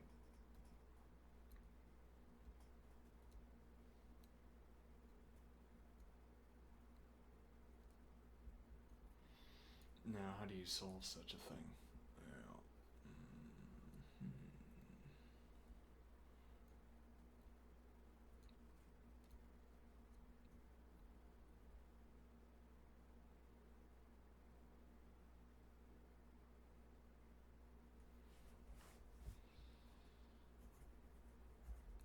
Well, log of m is equal to, rather, that's log, yep, bad syntax for that. Yeah, I need to do big O exercises. Well, I need to ask this question on a more regular basis. Log of m is less than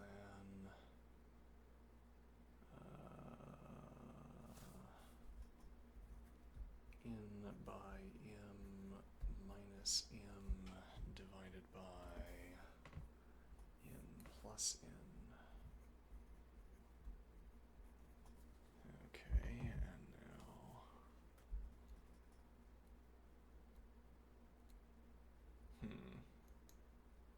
how does algebra work? Yeah.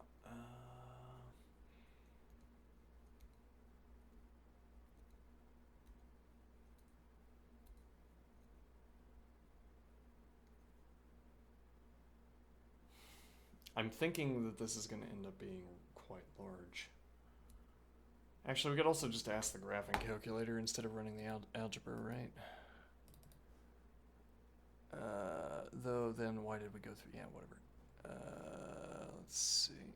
So, we're wondering, calculator. Let me see here. So, well, no, yeah, that would have to be. Yeah, how would you put this into a calculator? Interesting question. Let's see. You'd have to fix one of these two values.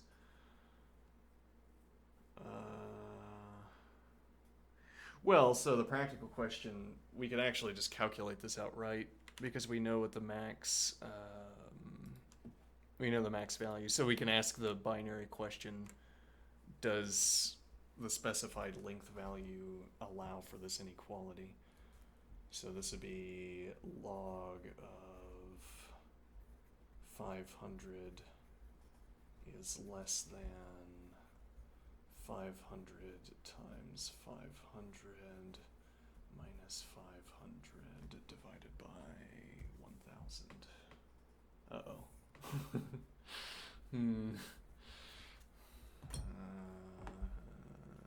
Well, I'm thinking that's gonna not turn out in our favor. All right, so, well, actually, so what we could do is we could say, suppose n is equal to m, and then ask what the 2 would be. So that would allow a simplification because we'd be saying 2x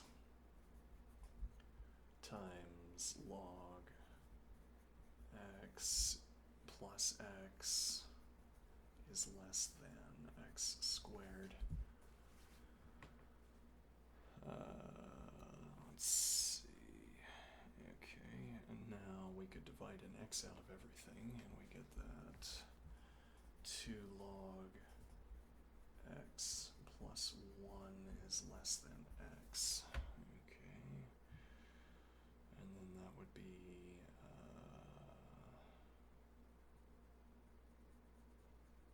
well, it matters a lot what base we're using, right?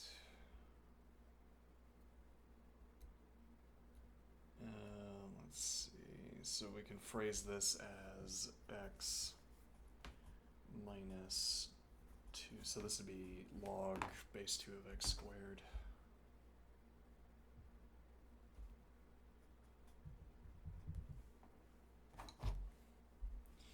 Minus log base, we'll just say log of whatever, of x squared plus 1 is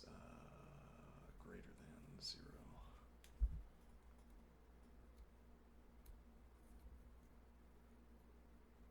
Okay, so we go back to calculator, and we say x minus log base 2 of x squared plus 1, and we ask,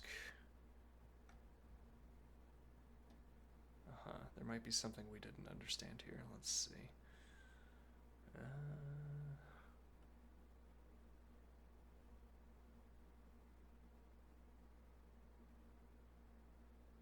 It should be minus 1.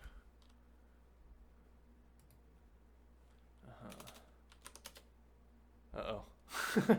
Wait a minute, that can't be right. Let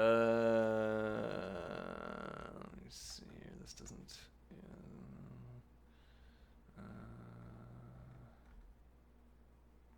I don't think the correct in value is 6.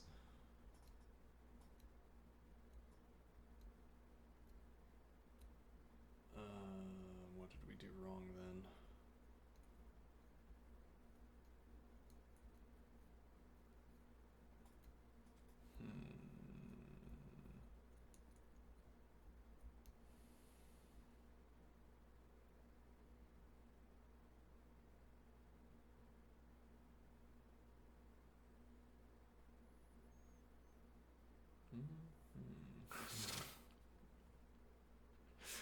Be the person the model implicitly expects you to be. Do I know how to do this algebra? The model thinks I do.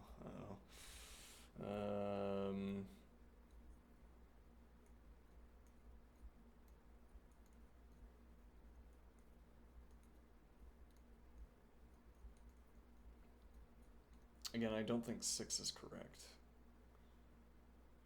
Well, it would be, I mean, we can actually just test that. Why ask? So if I have the log of 6 to the 6, this is roughly 6. It's a little bit over 6 actually, but okay, log of 6 to the 6 plus 6 plus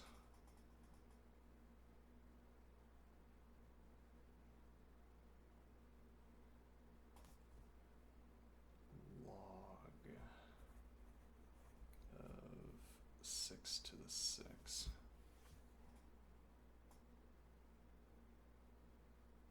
Okay. And this would be, let's calculate it. 2 times log of 6 to the 6 plus 6, which turns out to be 15,337,815.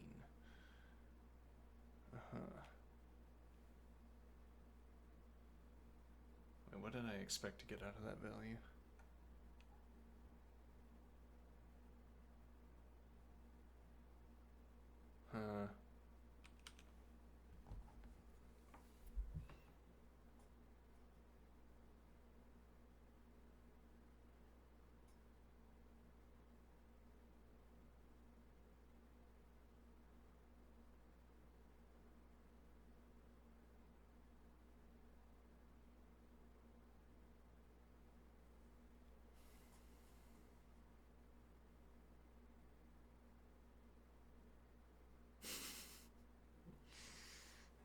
Where's your understanding now? Yes, let's see.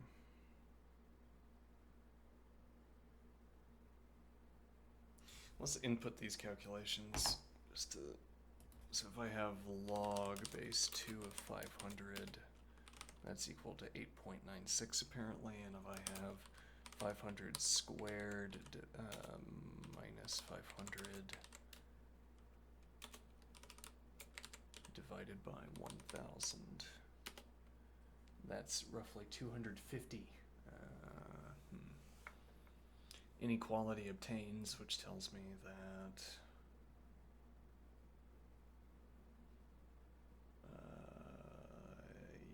yes, n by m was greater than. Okay, so it looks like, yes, this is well within the range within which you would want to implement a binary search, is the conclusion to reach here.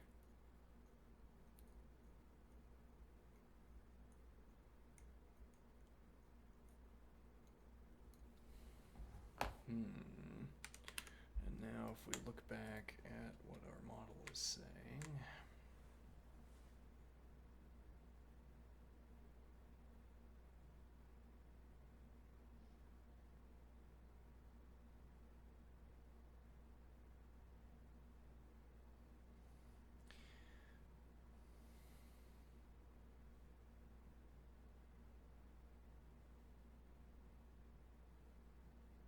I'm not sure how to read this algebra. I'm not getting it. Also, the changes in programming language I find kind of funny. I don't know why.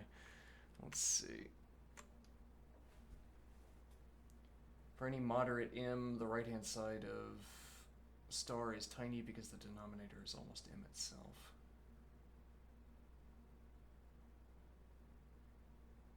Lower concrete break-even sizes. Alright, so this...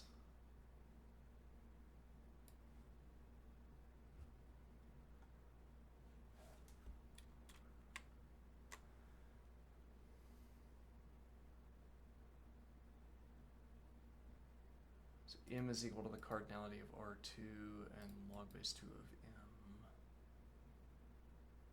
m. No. Let me see.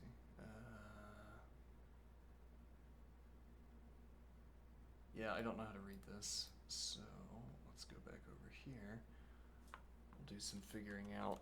The thing is, this is once again, we're in the midst of a tutorial because we have to know the idioms that the model uses for conveying information, the idiomatic modes of information presentation.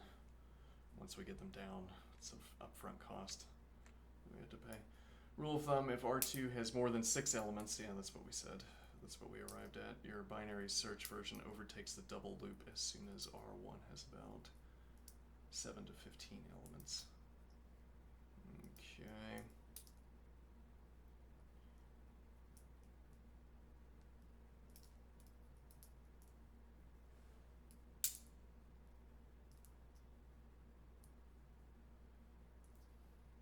So except for very tiny inputs, both arrays shorter than half a dozen, the sort plus binary search approach is preferable on both asymptotics and real-world runtimes. Why the math is so lopsided, n times m grows quadratically when both arrays get longer. The optimized method pays m log m once, then only log m per extra element of R1. Interesting. Because it's this, we have to pay the extra log m only per extra element. Well, this grows larger per extra element, though slowly, and then we have to pay this additional cost because we had to perform the binary searches per each additional element. That means that each additional element in R1 is thousands of times cheaper than in the naive loop once m is in the hundreds. Even after accounting for constant factor overhead, vector allocation, branchy binary search, we'll see the crossover at around the sizes in the table above on typical machines. Alright, I believe it. I can't follow the numbers, though part of that's information presentation, part of it's being tired. Though I have woken up substantially since earlier. Coffee will do that, I suppose. Maybe also the jog. Maybe the jog helped. Could be that I need to wake up with a jog.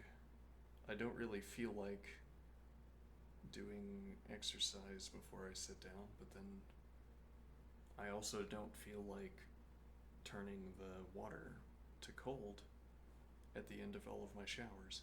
So doesn't matter, is my point here. Doesn't matter what I like. Yeah. Let's see. Okay. Well, it is past the point where we should be ceasing operations here. Now we got 0 milliseconds. We could get a good binary search. We could refine a binary search with interlocutor here, and the point would be that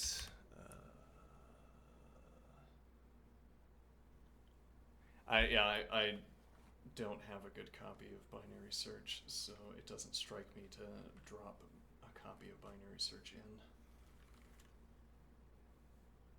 It'd be a little bit odd that there's no baked in binary search.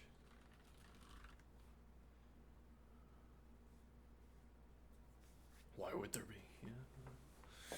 All right, let me stand up here.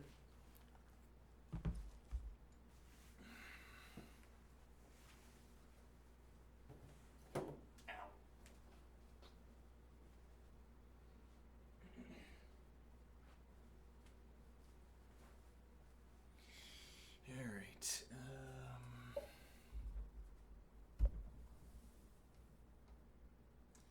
10 minutes of exercise. Got my knee in a knee brace. Hopefully that's helping. Maybe I need to do preemptive knee bracing rather than only putting it on when my knee feels bad. Alright.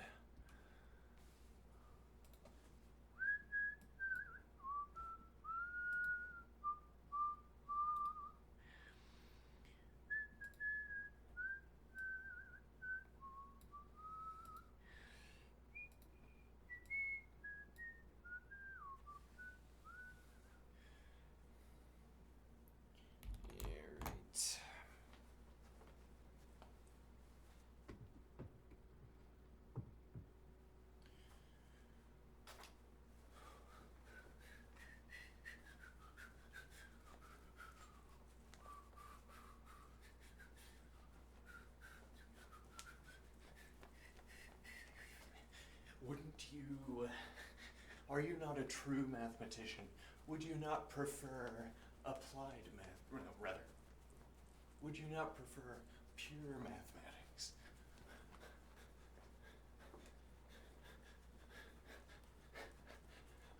I'm a tiler. I get paid to place tiles. Okay, I want to know tiling math, so I know how to place tiles. Oh, then you can learn about tiling, yes. I want to be the purest mathematician, which means I want to solve mathematics. Oh.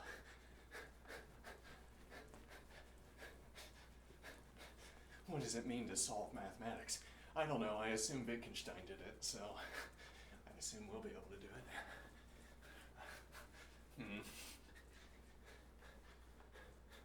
That's just a joke.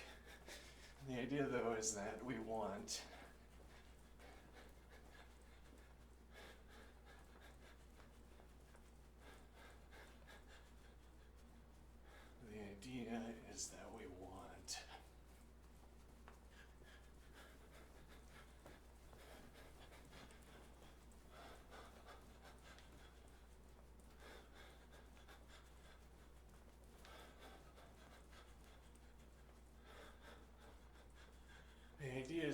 to understand,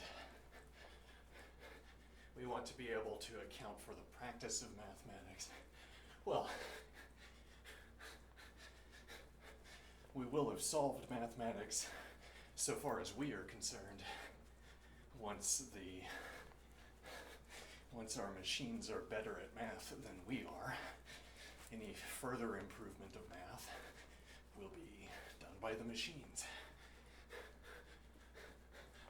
So, well, we just need to figure out what mathematical reasoning is. It's all we have to do. Just need to figure out what mathematical reasoning is in the general case. And well, for that purpose, it's no more helpful to me to study pure math than it is to study applied math. As in, the contents of neither is useful. Content, rather, of neither is useful.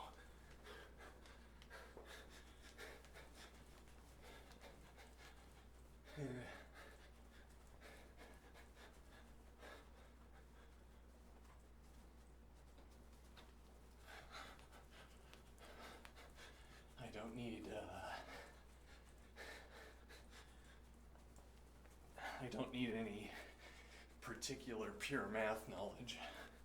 I also don't need any particular applied math knowledge. Rather, I need a survey of all of it, see if I can generalize the activity.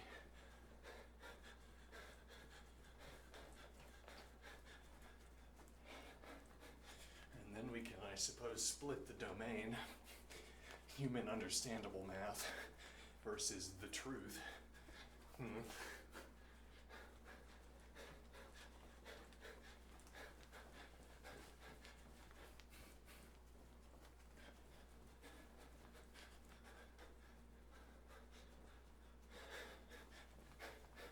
The truth then will be the name of our machine mathematics, our machine mathematician.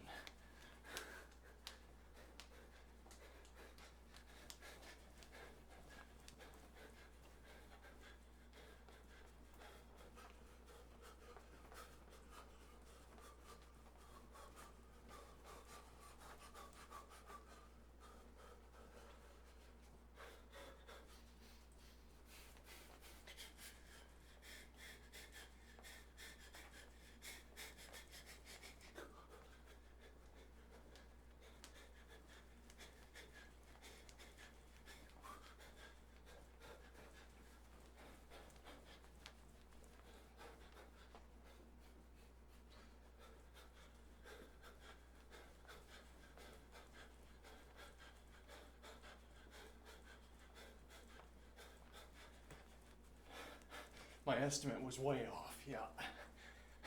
I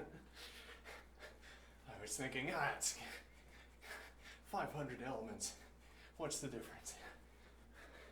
Well, and in a way, what is the difference? I mean, we got 0 milliseconds. We can't get negative milliseconds yet.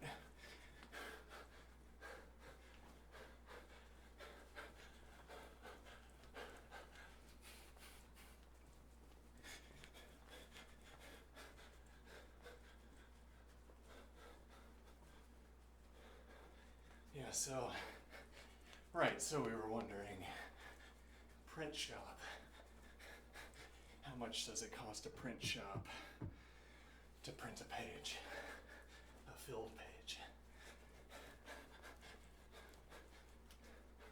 Well, that would depend. I mean,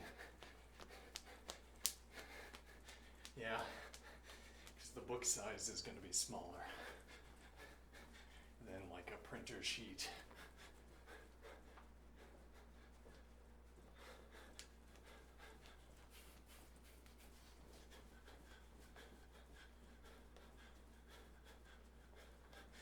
Though the range is large. The ebook is $30. The printer costs would have to be $40.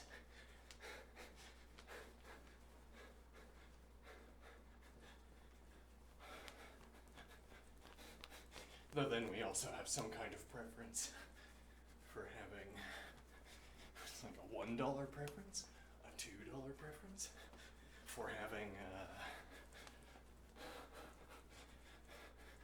professionally printed copy, or rather, industry printed copy. Resale value, if nothing else.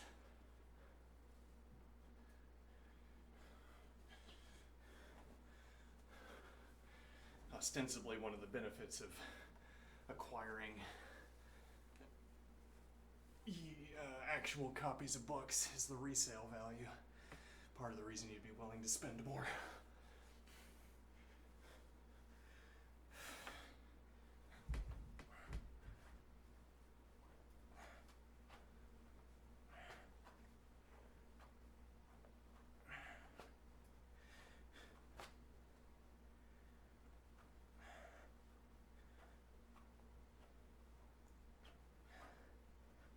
Alternatively, I saw a similar book on the history of the axiom of choice.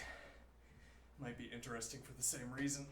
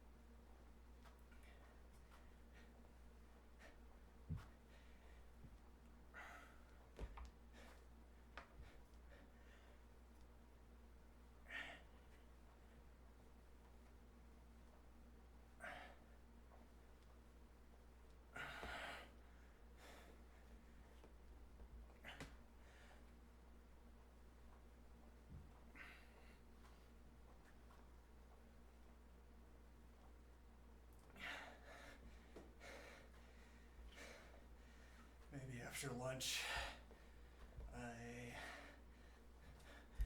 code up my own binary search for a vector, see if we can optimize it, and we start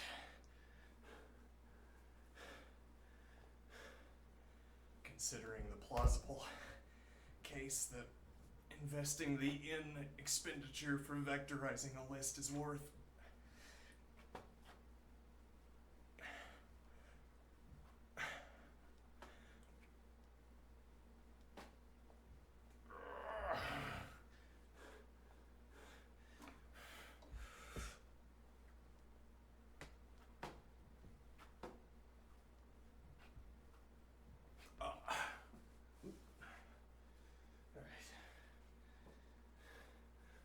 Now, then we'll call it for lunch.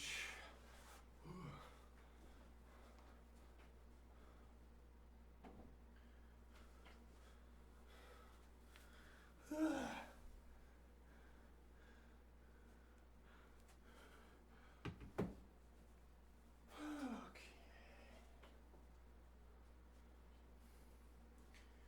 I'll be back.